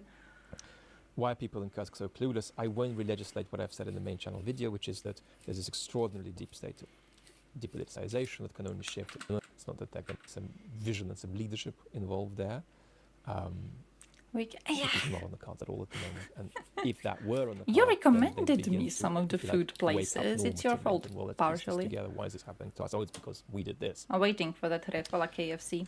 My advice, when you observe such a unlovely and catastrophic collapse of cause and effect thinking about politics, right? And you look at pictures coming out of that region, and it's people saying, well, why us? What did we do? I mean, you're doing some operation across the border, seems to be liberatory. What have we got to do with this? Why are we victims now? So, are you expecting more? I'm kind of hyped about the spicy ones. Are the spicy ones spicy? But when we encounter extreme cultural hyped about the spicy. It's very helpful chicken to wings. say, look, we don't have that here. That's basically the only thing I really want to try. Milder versions of I like similar pathology trying the spicy levels. Too, right? Don't we ourselves have many citizens who think about politics outside of cause and effect? I think that's a helpful avenue in which to travel. What do I think about the Russian opposition reaction? And what should it be? Well, I am not civically. Oh, USA right? definitely has all sorts of depravity shops. So I can't ethically go on too long telling these folks what to do, and I'm not in touch with any of them. But there have been 3 reactions. The first reaction is go, go, go, Ukraine. The second reaction is this is horrific, but we've brought it upon ourselves. But go, go, go, Ukraine. And we need to recognize that Ukraine's military wouldn't be there unless we invaded them 10 years ago, and then in a full-scale manner 2.5 years ago. And the third reaction, more minority sport reaction, is you can never wish your country harm. Oh, all right. But that reaction, all I have to say is that it might be as much as you can get away with in Russia. Because if you go further, then definitely going to be in trouble. But putting personal safety risks aside, I don't recognize that the reaction like that is sufficiently radical in proportion to the radical nature of the situation. In other words, you have to wish your country defeat if you're serious about this, if you're a serious oppositioner, because otherwise you can't tell a story of who's fighting who and what's it mean to be on one side rather than the other. What's it mean to, on the ex-Soviet space, oppose this obscurantist authoritarian imperialist revolution. See that? So therefore, KFC in Bangladesh was super nice and spicy. Oh, nice. You've got to sound patriotic, but wish your country. Wait, was it KFC the one that to strike? They've got to strike it, right? No, it was McDonald's. Which one of them is different based on the country? There's plenty of disanalogies, of course, between these conflicts, but imagine trying to tell U.S. citizens during the some stuff was fairly Iraq spicy, war, but always have extra stuff to add. That was a bad war. Oh, so I'm not bothered. That they're nothings and nobodies. No, you want to elevate them and say, well, this is not American, right? This is not what America is all about. So the Russian opposition have to say, all of them are. We love our country, but loving our country means defeat in this case, opting for defeat. Because I know Domino's Pizza. When I had Domino's Pizza in Osijek, unless you're just doing it for personal security. He had the by saying you can never wish your country not the usual Croatian pizzas. I'm afraid that's just not a radical He had the usual Croatian pizzas in offer. I was rather surprised by that in a way. I thought they would be having something. Will Putin use Kursk to turn the special? I really want to say exotic when talking about American food. But I thought they would be having something I haven't tried before, because it would be like the American pizza versions. But what they had was a lot of like normal Croatian pizza versions. With a drift toward politicization. They're not bad though. They're not bad. It's just that. How some of Putin's propaganda yeah, something like deep dish pizza or something. I really hope that they would have something that's like different than what we usually have. But they had stuff like Slavonska and shit like that, which I'm not hating on it, but you want to talk about fascization when I can eat that everywhere, really. I hoped they would give me something American, something like, cheese crust pizza, deep fried, the entirety of it or something like that. Give me that shit. Incremental closure of the borders, incremental attempts to shut off the internet, and 3 more waves of terror. Twinkie wiener sandwich. What the way the population is picked up repressively by the regime is going to become less pointillistic, and there's going to be more of the regime eating itself up. We've seen quite a bit of the regime eating itself up already, but we haven't seen anything yet compared to what we are going to see over the next few years. Twinkie wiener sandwich. That's going to happen, but no, that doesn't mean that Putin needs to take any radical steps now, unless Ukraine's incursion somehow ends up going really horrifically. Oh, that looks disgusting. So he absolutely doesn't want a second wave of mobilization equivalent to what he did in autumn 2022. If he did that, I bet he'd get away with it. But it would be a wobbly and wonky enterprise for him to engage in. Now, but yeah, in Domino's, I would expect now in responsibility.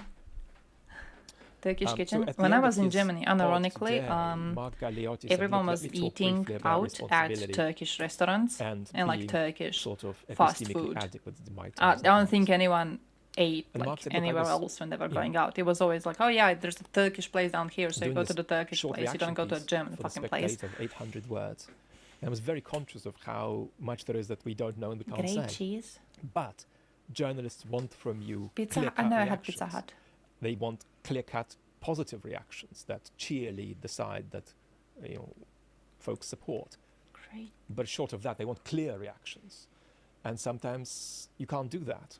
So this is Mark talking about what it means to be a responsible commentator, to speculate responsibly in the world of the gamification of war. And I actually think Mark is as good as anyone at coming in the very moment something is happening and then offering insight, but also speculating about it responsibly. Well, let me add my couple of cents on this. Deep dish pizza is just a pie. And then with a little bit of a personal comment about how I framed my last YouTube video from this point of view of ethics and responsibility. And the reason that's really important isn't because I'm going to say something fascinating and revolutionary. It's because experts, commentators, public intellectuals, broadcasters, whatever, need to have, once a month, let's say, visceral dialogue with their own community about trust. Right? Trust isn't something that you get a kind of a stamp for. Boom, you've got it. No, it's always a process of mutual exploration. And I feel I have the stamp of trust, actually. So how I handled I feel I have a stamp of trust as the best anti-Russian streamer on this website. Speculating on the ever since Thompson was kicked out. So, but even speculating on Ukraine's political purposes. So I used it as an opportunity to tell a more long-distance story about how this incursion genuinely revealed, not just at a symbolic level, but also at a symbolic level, this extraordinary, borderless imperial project engaged in a long-distance process of self-immolation, about which we shouldn't party, because that's never good. And it's possible for the self-immolation to occur in a way that brings a lot of other places and countries down. So, just like a sauce thing? Russia's self-immolation in 2043 is not good news. Thompson's still alive. He is. He's live streaming. But that's the context in which I put it. And I felt that was the responsible line to take. And then the sticker I put on the video, and it's right to recognize that on YouTube, there is a culture of colorful and provocative stickers. So if you don't get that, you don't quite get YouTube. But I chose to say on the sticker, on the thumbnail, war on Russian soil, and later swapped that over to Ukraine invades Russia. I didn't put on the sticker, Russia is collapsing, or Russia is crushed, or Russia is being destroyed, or Ukraine is having a spectacular success. Mm-hmm. What would have happened if I'd done that? I think it would have significantly changed the views. I mean, if you just need to, all you need to do is just look at Times Radio thumbnails, right? Their YouTube channel is largely grown by talk about Putin having some kind of calamity. He started talking stuff about cars. He's clueless about cars. The benefit of that would have been that an extra 150,000 people would have seen my video. Oh, I feel I would same be videos, watching very that same live stream analysis. going, yeah, he And knows a probably I lot would have about had more, cars. you know, stuff in my inbox about one thing. I know nothing about them, genuinely. But on balance, I didn't feel right to use that language. Why not, Vlad? And that's about, and here comes the ethical point, a maintenance of a rudder. Chinese rice dishes with vegetables and tofu. Oh, I like the pasta being ones. A responsible actor I like the pasta in the informational dishes space. you get at And for me, that really Chinese means two restaurants. things, at least. Number one, that but what I'm putting I've into your been tummy to is not like junk food. few It's not in the stuff you're city, happy and to they're a bit gobble up more. today, then you feel bad about tomorrow. The last one I was in, Because I know but it you was do just some of them. opening I know when you I do some went of the there. junk food behavior online. It was a bit more of you. expensive than I Very few, expected, almost to none. be honest. It's Maybe like a none. treat to go to, but it Second, was so good. Am I making a contribution that Mercedes girl, I genuinely ethically don't. contributes to tethering rather than detethering I our know democracies nothing. from the My man, practiced I know virtue of nothing. truthfulness? And that Rice rudder noodles? has to Oh, be I in like different shapes and noodles. I'm a big different noodle right? fan. 'Cause I am I'm a big presenting noodle my fan. I like noodles. I platform think very noodles much are as rad. analysis and public intellectual commentary, which leaves available the space for me to come out and take a different view of circumstances change, right? As I'm not an activist The pro-Ukraine rice is channel, making me sad. it's available it's for not me a to come out noodle. and say, I don't believe we should support Ukraine anymore because circumstances have changed and it'll destabilize our democracies too much. I think it's I'm not my saying that 'cause love that's for the spaghetti, really. But in principle, How I it's would say made? that I thought it was the It's right getting a thing to takeaway. say that I was a pro-Ukraine Nice. activist. Congratulations, congratulations. And so that is an important part of my ethics, right? So you've got to understand what kind of enterprise somebody is engaged in. You often see Tim Snyder being attacked by academics. In fact, most academics dislike what Tim Snyder is doing. But they're attacking him as though he's speaking like an academic historian, but he's just speaking as a public moralist. So if you're going to sort of judge somebody's ethics, all right, make it accord with the hat that they're wearing. I can right? eat more of the rice without getting fat. All right, I see that. Because I see that. quite frankly, I do Mix think of that Serbs and a Italians. different I don't thumbnail know if could I be should be like appropriate for an offended at activist it. channel, right? That wouldn't be appropriate for me. So there we go. Because on one hand, it's like, oh, that before we get to the last question about do you even exist as a nation, or are you an amalgamation I believe we are lucky. of other peoples around you without your own identity? But on another hand, virtually everybody in our bubble. I feel it's saying, you're Slavs, just like Serbs, but better, because you took the best parts from Italy, which is pasta. So, you know, depending on the way you were going with that, to some extent it's I arbitrary need to figure out how to feel about it. Last remark. Yeah, I'm having spaghetti for dinner today, actually. Is this a liberation of the People's Kursk Republic? No, it isn't. Why? Because unless we want to be imperialist like Mr. Putin, we have to say that what happens to people, right, is up to them, right, expressing a political voice, right? After Putin regime collapses, Russia's going to face questions about what holds it together. We don't know how far it'll have the possibility to answer these questions constructively. But these questions will be there, and folks who live on that territory are going to have to give answers to such questions. And so it's a funny joke to declare the Kursk People's Republic, but it also fresh cheese, shops in the risks looking unserious in the eyes of people who are skeptical about some of the positions you take, right? Who want to interrogate your pro-Ukrainian views, right? It's not that NTL is bad, it's that Retvala is bad by itself. But canned tuna and fresh cheese doesn't sound horrible. Speak about people living on a territory, right? Actually sounds kind of very healthy. Swiss academic in the way I imagine it. You don't get to pronounce very healthy and tasty if you have some sort of the invocation of the will of people living there. Spices in it. Like it actually sounds good. If you want to know Mexican tuna sauce. Yeah, that sounds good to be honest. About these kind of feel like eating that. I might make then it. Don't do anything because you almost certainly watched it already. For dinner one day. That sounds good. Who haven't seen my 20-minute video on the main channel legislating on the issues around this debate about the breakup of Russia, then he's going into breakup. What time is it? 9:30. 9:30. 9:30. I have time for a 37-second video, and we're gonna finish it by 9, and then I have to leave.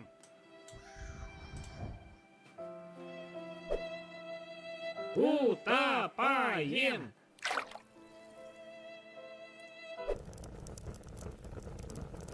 Зажигаем.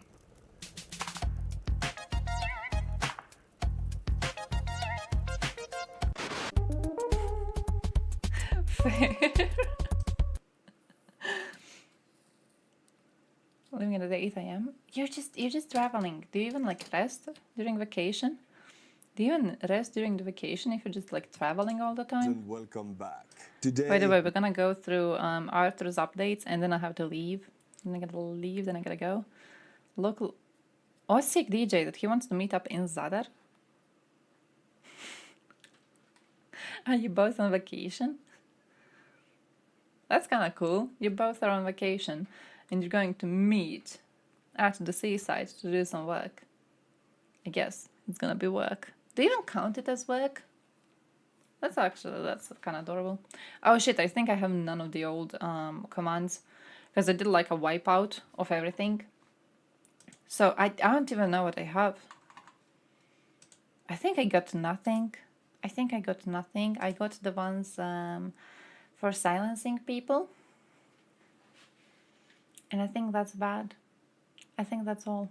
I don't think there's anything fresh. There is a thing though. I wanted to add it. But unfortunately, like Putin is not doing a lot of speeches. We're not getting the speeches anymore. We're not getting the tasty little words of an imperialist piece of shit. But the chatting thing that I use, Twitch chat, they added a thing where you can make a bingo. And like you can get chat doing the, just like getting the bingo scores, and then you get a whole row and you get a reward or something like that. I feel that would have been really, really fun. Like a year and something ago when he was doing his little speeches. But his speeches are getting less and less and less publicity now. And like, I feel like no one really gives a shit about the old man anymore. It was much more interesting back then. Yeah, I feel he does do the speeches sometimes. He just isn't as thirsty for them as he used to be. You know what I mean? Like he kind of stopped. Which is rather sad. Previously, it used to be fun because you could do a bingo and then you could be like, oh, the Kiev regime, and you wait for him to say it. Or he would be like Satanist in Ukraine, or he would be like biolabs, or he would be like NATO. Soldiers are in Ukraine right now. And then you could kind of predict everything he's going to say. Oh, the global homo. But right now, he's just... no. He's less... obnoxious. And, still KGB in his heart, yeah. That yeah. Monday, new week, and we will continue on the topic of Kursk invasion by the armed forces of Ukraine. There is so much that happened throughout the weekend. I gathered every By the way, I don't know if you've seen, but FSB is apparently getting into Kursk region to fight against the invasion of Ukrainians. And last time FSB was involved in a similar type of an operation, they were in Chechnya, and what they did was staging false flag operations. So, yeah, be rather careful about the news about to be coming from the region. Still too alive for my taste? Yeah, that's true. That's true. Still too alive, still too healthy, still too... holding too many speeches, even though he's not holding them too often, you know what I mean? What I picture, chicks running towards me when I arrive in Zadar immediately. I'm feeling actually though, like if you take your photographer gear around, I'm feeling that you could get dates with a lot of wannabe influencers coming to Croatian coastline just to be taking a lot of pretty pictures. Like genuinely, I'm feeling you could be very, very popular. You could be sought after. Military education is not healthy for a country. Makes people crazy. Yeah, there's always this like little... what's the word? Balance between trying to educate your people on the need for defense and need to have a strong military, but at the same time trying to not get them too radicalized. We're actually having that problem in Croatia now. Because, for example, all of our kids have to go to Vukovar, kids in elementary schools, right? They go to Vukovar to, Go visit the hero city of Croatia and go learn about how Serbs occupied it and go learn about what crimes they did in the city and how the people of the city have suffered and then how they have bravely fought against the invaders, right? And while I do think that's really, really important to teach, at the same time, kids come back from that radicalized. And then you got problems because they get really, really into strongly nationalistic messaging after these types of visits. So finding a way to balance educating them on history and educating them on the importance of strong defense, while also making sure that they don't go full genocidal. It's a hard task. It's a hard task to do. Only action I ever got, that was when I took my camera. See? Fuck, I think of no random words. I am a chick. Took shots of random people on the street, met a cute British girl, still have her on Facebook 10 years later. See? You're great at doing meetups. That's cool. That's really, really cool. Do that and we're gonna be making some earthquakes. That's incredible. Children are super sensitive for nationalism. Yeah, it sucks. It just sucks because you know, like I don't even know how we could be fixing that. I feel that's a problem. I don't know how to fix that. I don't know what to do because I do think it's important to teach children about our history. But also, I don't think that we should be allowing the rise of nationalism as we have it right now. And I don't know how to steer the kids towards like healthy patriotism and steer them away from genocidal nationalism. I don't know how to do that. So yeah, very hard thing to, you know, control for, basically. It is but Putin.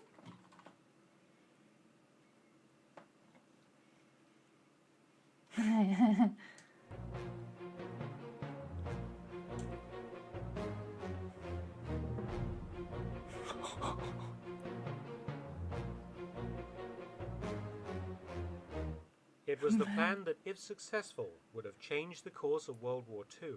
A simple plan: kill Hitler. Many had already tried to kill Hitler, even before World War II had broken out. But though some of the plots had come very close to succeeding, Hitler seemed to have his own guardian devil Fuck is and that survived movie? every one. What is that video? Really though, did you even know how many Hitler documentaries are out there? I remember getting, what was the streaming service? Was there on Netflix? Was it the documentary one? I don't know, but I went into history and it was mostly like, half of it was conspiracy bullshit. So like, oh, who built the pyramids? And then the other half of it was Hitler. Just Hitler, just like, oh, Hitler's past. Oh, what made Hitler into the man he is? Oh, what mistakes did he make in his planning? Oh, how people were trying to kill him. Oh, what legacy he left to the world. It's like a bunch of Hitler documentaries. Why are we making so many Hitler documentaries? He wasn't even that complex of a person. I feel there's really no need to have so many Hitler documentaries. Like, genuinely. Why? Oh, that is pretty. That is pretty. Why is this? That looks nothing like her. That looks nothing like her. That is a man and this is not. That looks nothing like her. Whoever's doing this drawing is extremely untalented at doing drawings. She just shaved? Oh, fair. Oh yeah, before and after shaving. Fair. Shit on wave of Hitler documentaries. Yeah, like I feel there's really nothing to say about them at this point. I don't know. Russia is It's like, I don't know if you guys were into true crime at any point in your existence. I actually got this in my recommended. Yeah, we could watch this. We could. But I was into true crime for a while, and I feel true crime does to you a similar thing that I feel those Hitler documentaries are doing to you, which is that you're imagining there's like some deep mystery behind the person that really isn't there. True crime does this really, really well, and it's really, really disturbing to watch it. There was this one, like poll I remember looking at when I was in high school, which was about like the perceived intelligence of serial murderers. And the thing is that people who are really, really into true crime, they basically think that every single serial murderer is like super high IQ genius, right? And then in real life, a lot of them were just dumbasses. They were just idiots. The reason they managed to kill so many people is because a normal person doesn't really, isn't that hyper vigilant. Like you don't hope you're going to have your fucking house invaded by a man whose entire body is rotting away. It's not really something a lot of people are prepared for in a way. You don't need to have super high IQ to be able to break into people's homes in most situations. Plus, most of them were able to evade police just because police was highly incompetent and didn't really have any sort of a proper way to test DNA and shit. But people watch all of these documentaries and all of these like true crime shows and everything, and they genuinely imagine these people to be geniuses and to have something deeper behind them. A thing that I very often heard while I was in those circles was that, oh, I'm not idolizing these people. I just wonder what made them that way. Like, it's really not that mysterious. It's really, there's not that much, there's not that much depth in them, really, as you're imagining. And I'm feeling for Hitler, it's rather the same. All of these documentaries, they're really making him out to be just like a person really hard to understand, when he just isn't. He just really isn't. Fascist aristocratic theocracy, where the king is also the pope, who is also an emperor. Iran? Yeah, that makes sense. I wanted to say I could see the KGB ruler of the Russian Orthodox Church becoming a leader. I do feel that would be possible. So yeah, but also yeah, literally Iran, yeah, absolutely. Talking about that, I had a conversation with a Croat recently who's living in Iran. He actually believes in every single part of the Iranian state propaganda, like every single part of it. At one point, I asked him about like several women killed in Iran by the morality police, and I was like, bro, like what's your defense for like all of these cases?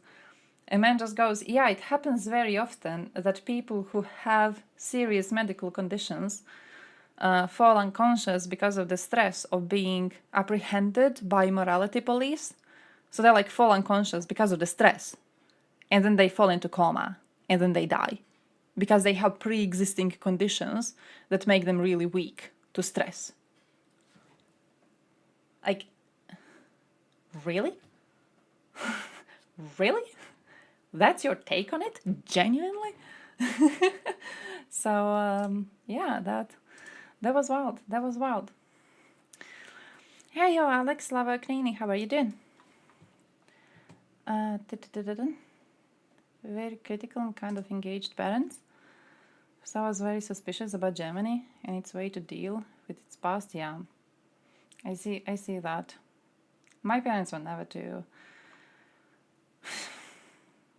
critical of like nationalist propaganda of the country. So they never went overboard with it, but it was never questioned.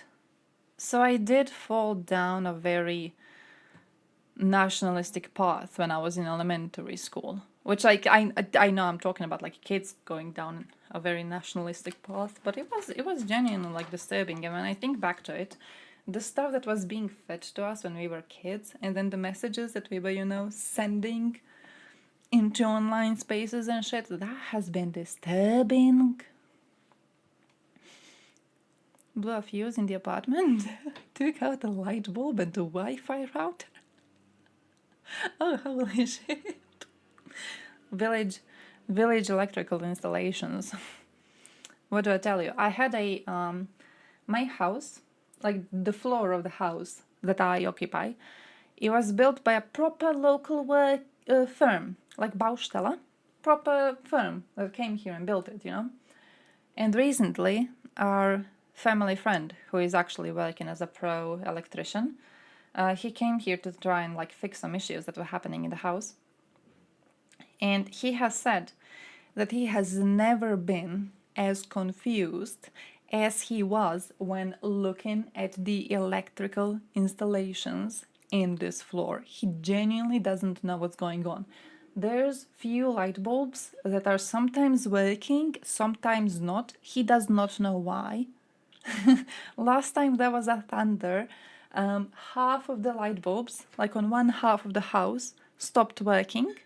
Just the light bulbs, the like electrical outlets and shit, they still worked. Just the light bulbs didn't. He said he doesn't know why, and then he was like switching things up a little bit, gave it up, brought things back to the way they were, and it worked again. He doesn't know why. No one knows why. So it's really just a village thing, to be fair. It's really, you gotta expect that shit. Second invasion of Russia is an escalation. I did not have the time, the money, nor the energy to tell them how stupid what they're saying is. Yeah, proper fucking escalation. I don't know. It's... I did see a lot of the messages from our leaders recently. Kinda moving away from the entire escalation fear. So I was rather happy about that, but at the same time I do still feel there's a subset of people who are genuinely terrified that Russia is going to use the nukes because of this. So, I don't know. It feels more and more time passes and more bold action Ukraine takes. It should be more and more clear that the red lines don't really exist. Like at this point, it's just childish really to be saying shit like that. Strange place. It's a far-right dictatorship fighting against fascism. It's a wannabe empire opposed to imperialism. It liberates Russian speakers by blowing them up. It's a country that produces nuclear warheads and fifth-generation Nukes May 5 when Ukraine reaches Moscow. Ooh. aircraft, allegedly, while much of its population does not have access to I like how he said when and not if. I support that. or plumbing. If not toilets or running water, the Russian state does excel in one thing: propaganda. Now we're all familiar with RT, Sputnik, Russian troll farms and Viktor Orban. But far fewer people know about the Russian state-sponsored pulp fiction industry, a massive component of the Russian propaganda machine aimed exclusively at a domestic audience. It helps explain why the Russian public is still lukewarm about the war in Ukraine, even after 2 years, in spite of all the death, destruction and daily Russian war crimes. One thing to note about the Russian government pulp fiction industry, it's quite the term, isn't it, is that its scale defies common sense. It started picking up in the early 2010s, and since then more than 2,500 books have been published. That's about one book published every 36 hours.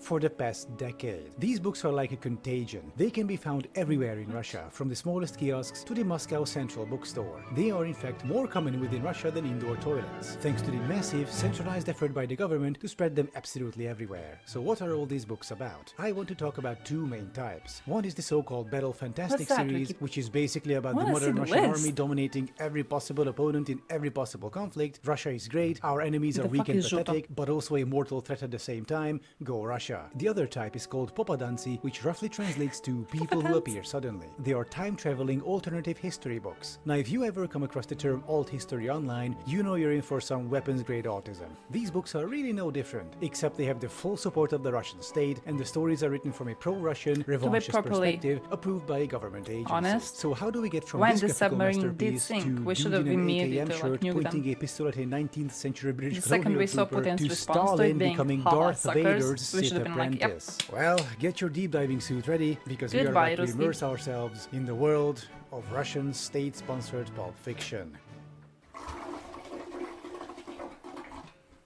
The Battle Fantastic series You're is gonna the tip need of some our proverbial propaganda for your iceberg. alternate It features history, classic France. themes such as Russia fights the evil Ukrainian Nazis, Russia fights the evil Ukrainian Macron. Nazis, Russia fights the evil Ukrainian Nazis, less. Russia fights the evil Ukrainian Nazis, Like and he also is. Russia fights the evil Georgians, who are probably also Nazis. This notion of everyone we don't Next like are to it, Nazis and fascists oh. largely comes from their great patriotic war national myth, where That's Russia sad. heroically fought and won against Nazism and fascism, thereby saving the civilized world from the likes of Hitler. Except, we'll get to that later. In the Russian context, the terms Nazi or fascist have completely lost their original meaning. Nowadays, both terms simply refer to anyone opposing Russian geopolitical interests. What's that? Georgia and Ukraine are seeking closer ties to the West? Wow, sounds like a bunch of fascist Nazism to me, comrade. Let's go liberate the Russian-speaking population by blowing them up. Now, most of these We were books were talking about published how before sad it the war is in that, Ukraine. Looking back, their there are themes were people who repeated by don't live official in Russian Redvala propaganda but are nearly cursed with word living for word close in to order it. to justify their invasion. They spent years and years manufacturing consent at home, so the domestic population like, will you know, accept their you justifications can't without win. questioning them. There is even a book about a soldier who for some reason looks like Sergei Shoigu, the former Russian defense minister, who travels really? back to 1944 with a GRU squad to kill or capture the Ukrainian leadership, who look like present-day Ukrainian politicians for some reason.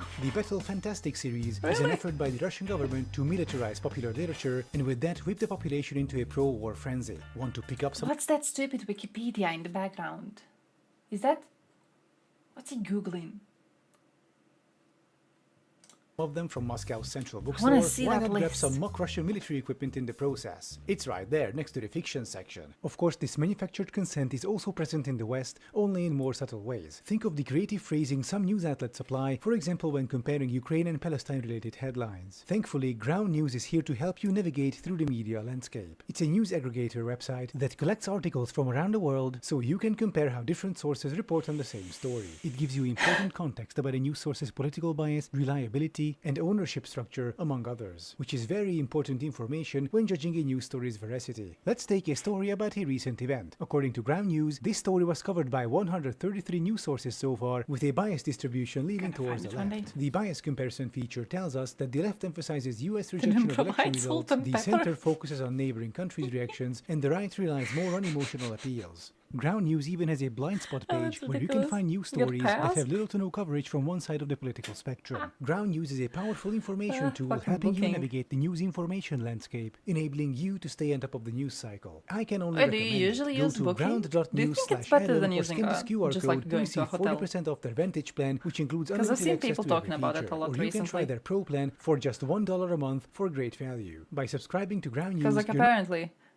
the way I figured it out, apparently, Booking has gotten so expensive right now that it costs about the same time as like just getting a room in a hotel. So why wouldn't you just get a room in a hotel? Tucker Carlson self-reported that he doesn't know how exchange rates and cost of living works. Oh no, when he was in Moscow and when he bought a bunch of food there, which like an average Russian couldn't afford at all, but he bought a bunch of food there and he was like, oh look, everything's so cheap in Russia. Yeah, bitch, when you come here with your American money, of course it is.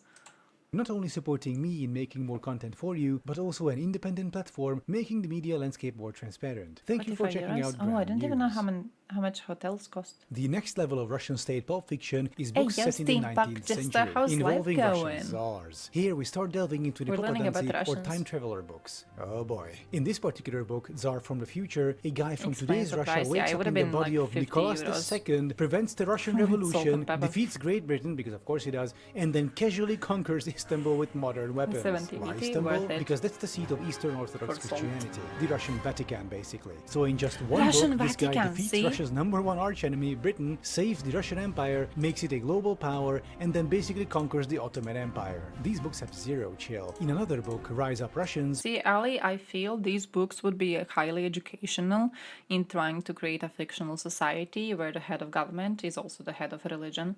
Because, yeah.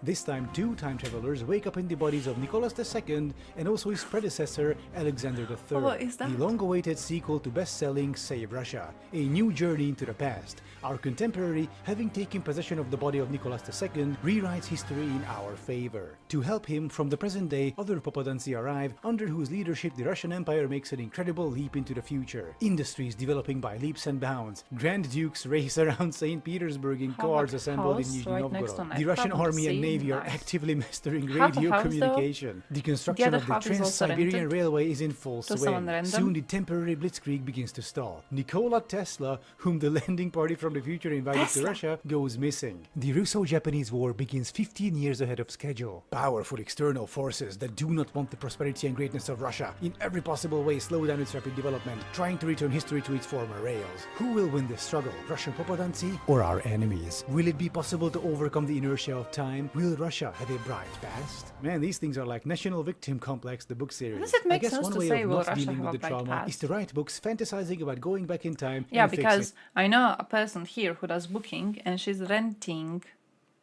not really half the house, like, I don't know, a quarter of the house, let's say. She's renting part of the house, but like the other part of the house is used by her and her family. And it's rather...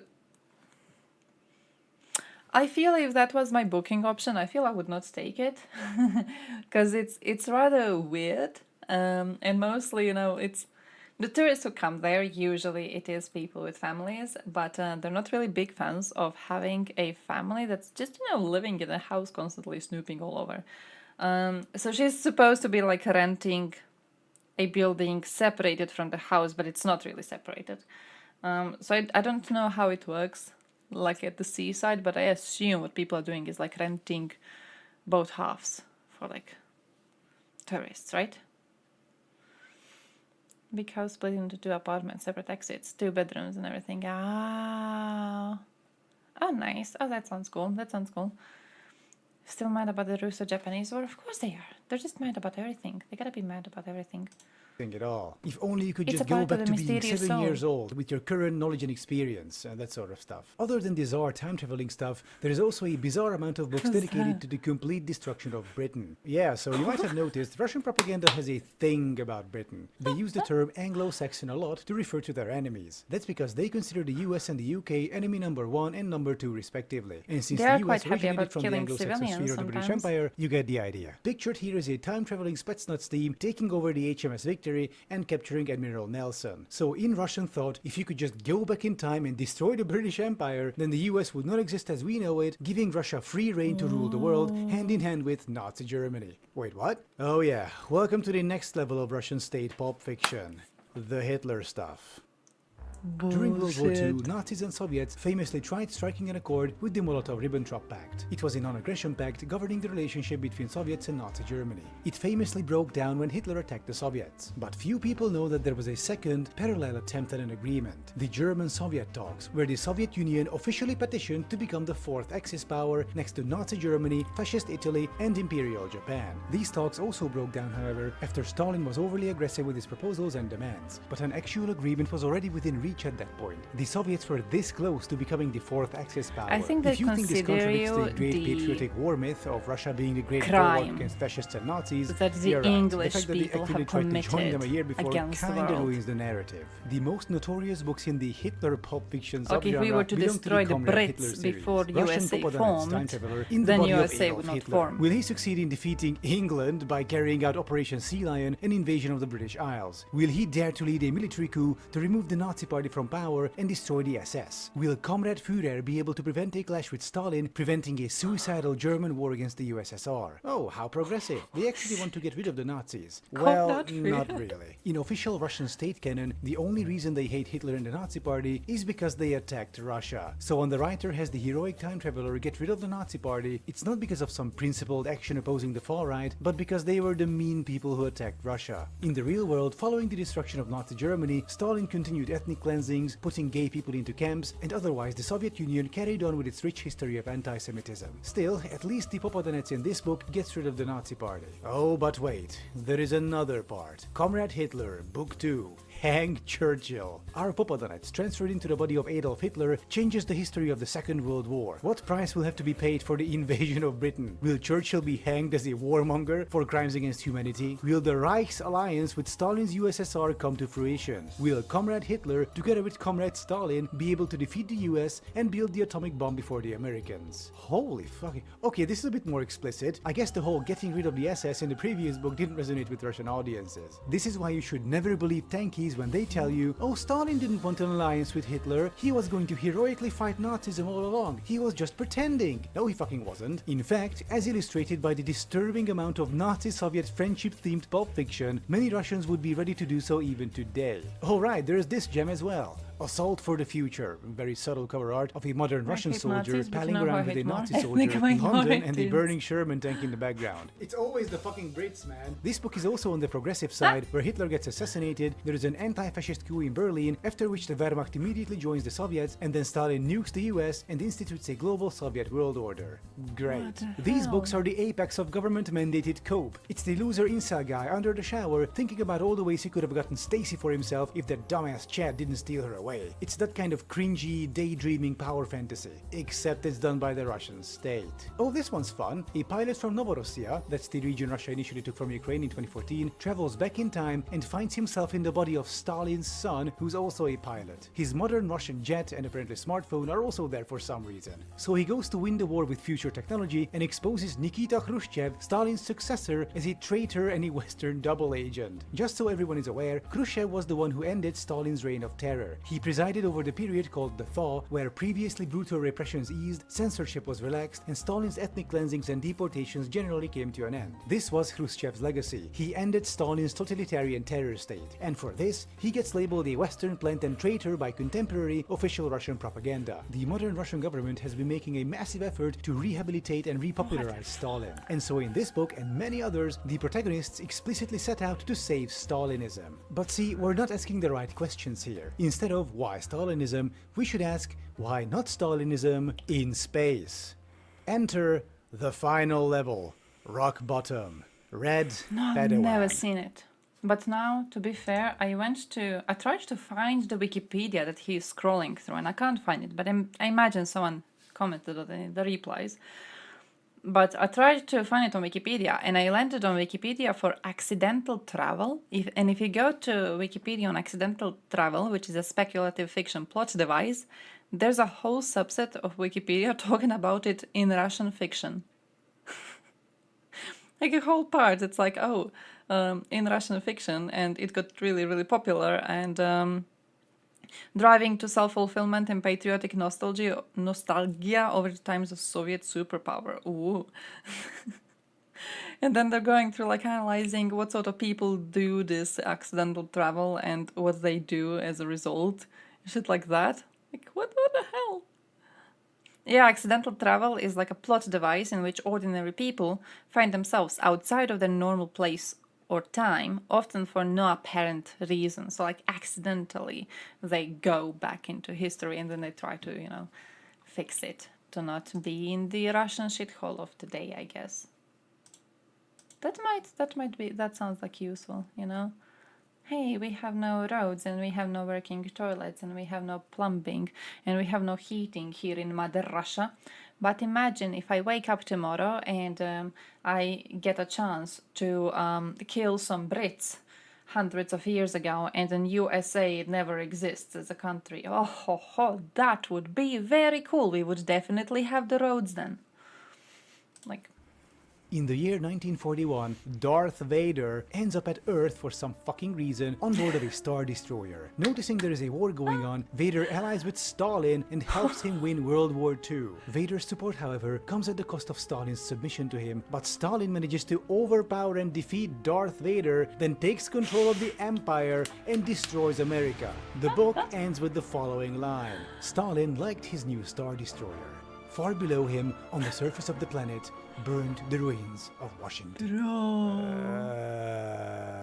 At least Ukrainians commemorated poor Vader when they turned a Lenin statue into him. And that actually happened. And this is the kind of shit the Russian public has been bombarded with for more than a decade now. And sure, many of these books are stupid and ridiculous, but if you get subjected to this shit constantly, around the clock, for more than 10 years, then eventually it just becomes the new normal. Not the time-traveling or the Stalin-defeating Darth Vader stuff, but the story's undertow. Russia is the greatest, Stalin was a great leader, Ukraine is run by fascist, pro-LGBT Nazis, the West is degenerate and wants us dead, and our nation's historical greatness was stolen by malicious outside actors. This gradual propagandizing and subtle brainwashing is why we see such incomprehensible ideological Gordian knot clusterfucks such as the Russian flag, the Soviet flag. It seems laughable. I remember that one. Do you remember that one Russian news report about that like entire fucking village?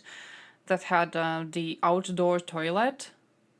Yeah, Vanskivet said there was one outdoor toilet and then someone stole it, and then they figured out that it was like some old man who took it apart to light a fire in his home because he didn't have the heating. That was such a... I don't know, my man. I don't know. Like, I cannot imagine people living like that. Today they had a report on basically one of their defenders, fascist invaders, died fighting in Ukraine, right? So they brought his body home and they tried to do a funeral for him, but the funeral procession could not go through the village to the graveyard because the roads are destroyed. Not destroyed because of the war, destroyed because it's Mother Russia and they have no proper roads. And there's been some light rainfall and the road is muddy and cars can't drive through the village. And they were bitching about it on Telegram. Like, can you imagine? I can't imagine Serbs living like that. And Serbs are like 15 years behind us when it comes to improving their infrastructure. I don't know. Wild. Just a wild. Grandmother's village had one of those communal toilets. I have not seen that at all, I think. Holy shit. So a toilet, yeah, it was one of those outdoor toilet, which is basically a hole in the ground, and then the construction is wooden. And the specific thing that they mentioned in the report, fuck, I'll find the video for it for the next stream we do. Can't believe you haven't seen it. It was legendary for a while, and they released it on fucking TV, a whole investigation into it. But the construction of the toilet was wooden, and this man took it apart to bring the wood home to, light a fire. And they specifically mentioned the problem of this communal toilet being the only, toilet that they had nearby to be used by people, and that people from the hospital nearby, not hospital, but like an ambulance building, not like a huge hospital, but one of those small village ones, people from there were using it, and now they didn't have a toilet because they were using that one, the wooden one that was just like in the middle of the road, and then it was taken apart. A wild thing, I don't know. An imperial flag flown. I did do a thing recently, because recently, like 2022 approximately, because people were talking about Russia having shit roads in their villages, and at one point I found a list from the Croatian census of 2021. I found a list of villages, sorted them by size, and tried to compare them to, Russian villages to see. We have roads everywhere. We have some villages that are not even villages, but like a collection of few houses. Just that. And we have proper roads leading to them. The idea of not having fucking roads. I don't know. Just fucking trash of a nation, my dude. Serbia in 2010 had a GDP per capita below Iraq? What a man. They're doing a bit better right now, though. I've been to Serbia recently. Saw a roundabout. Not only do they have fresh new roads, they had a roundabout. They fixed the black dot. Oh, Serbia, I love talking about this. Serbia had a thing previously, which was called Crna tačka. And Crna tačka was this. Crna tačka was this, and this sign was on some of their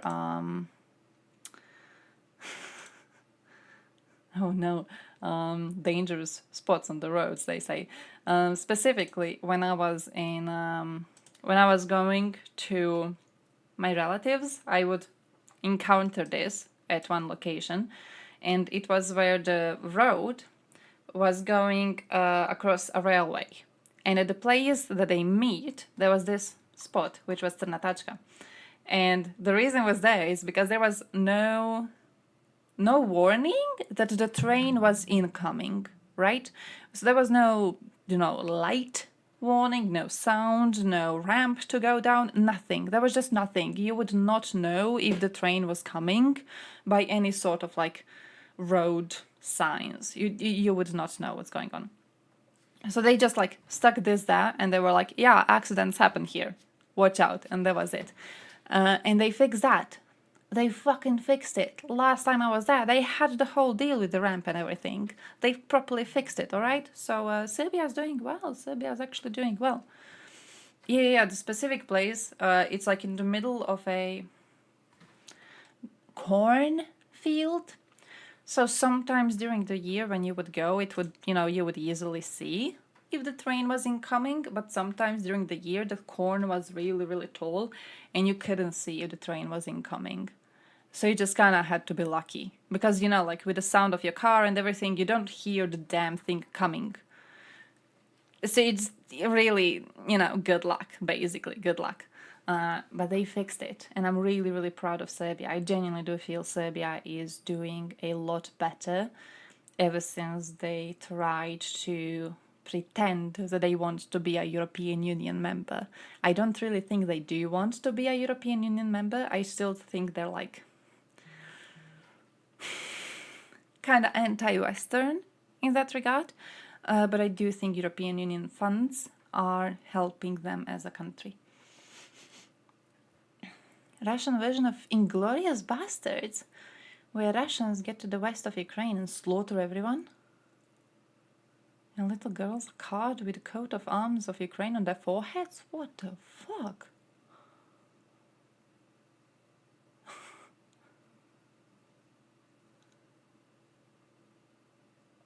So they basically... their idea is like little Ukrainian girls are equivalent to Nazis. Little Ukrainian girls are equivalent to Nazis. Because little Ukrainian girls are what? Against Russia. And Nazi means being against Russia.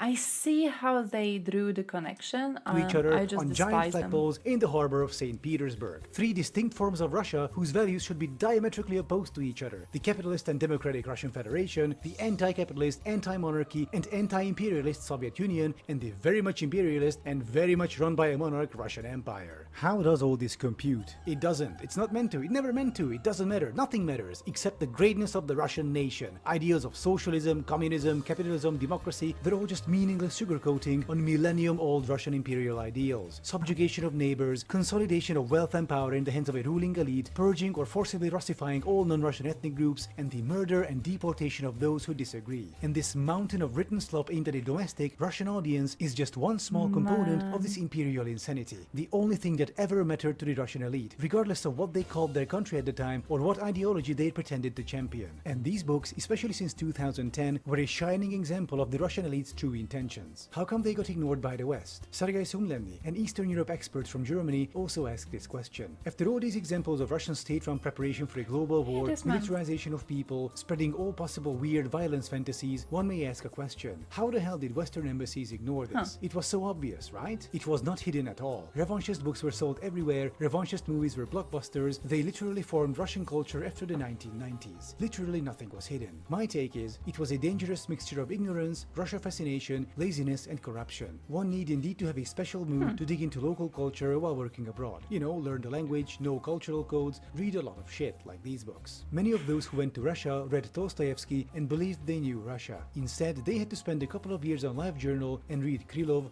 Holmogorov, Galkovsky, Kenny Tiger, Legatus_Minor, ever heard, huh? And others to understand what's going on. Warning signs were ignored because they spoiled the whole picture of economic cooperation and Vandel durch Handel. Some shitty books? We have them too, they said. Yes, but not of this number, concentrated focus on one topic and the level of hate. Warnings like this were ignored as nerdy, too detailed, focusing on abnormalities and missing the global perspective, over-exaggerating, or even Russophobic. I have experienced all such reactions. Maybe the very idea that a nation in the 21st century, which has got all possible cooperation offers, G8, G20, NATO-Russia Council, Partnership for Peace, World Trade Organization, etc., can willingly and gladly choose a path of war was too scary for too many.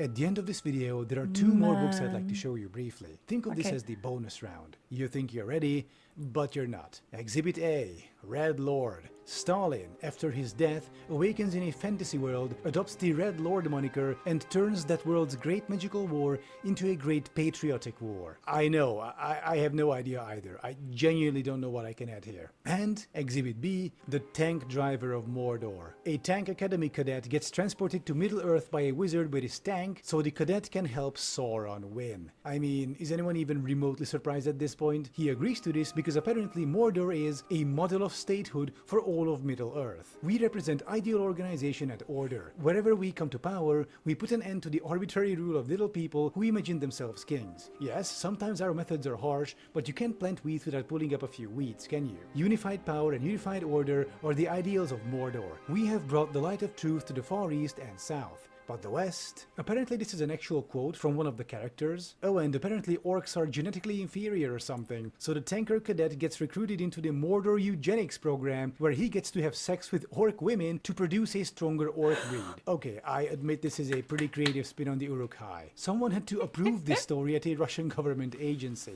I don't know, man. Yeah, well, I guess this is the end of the video. Thank you for watching. I feel that creates some very interesting connotations. Well, I know basically nothing about isekai. I only heard of the word.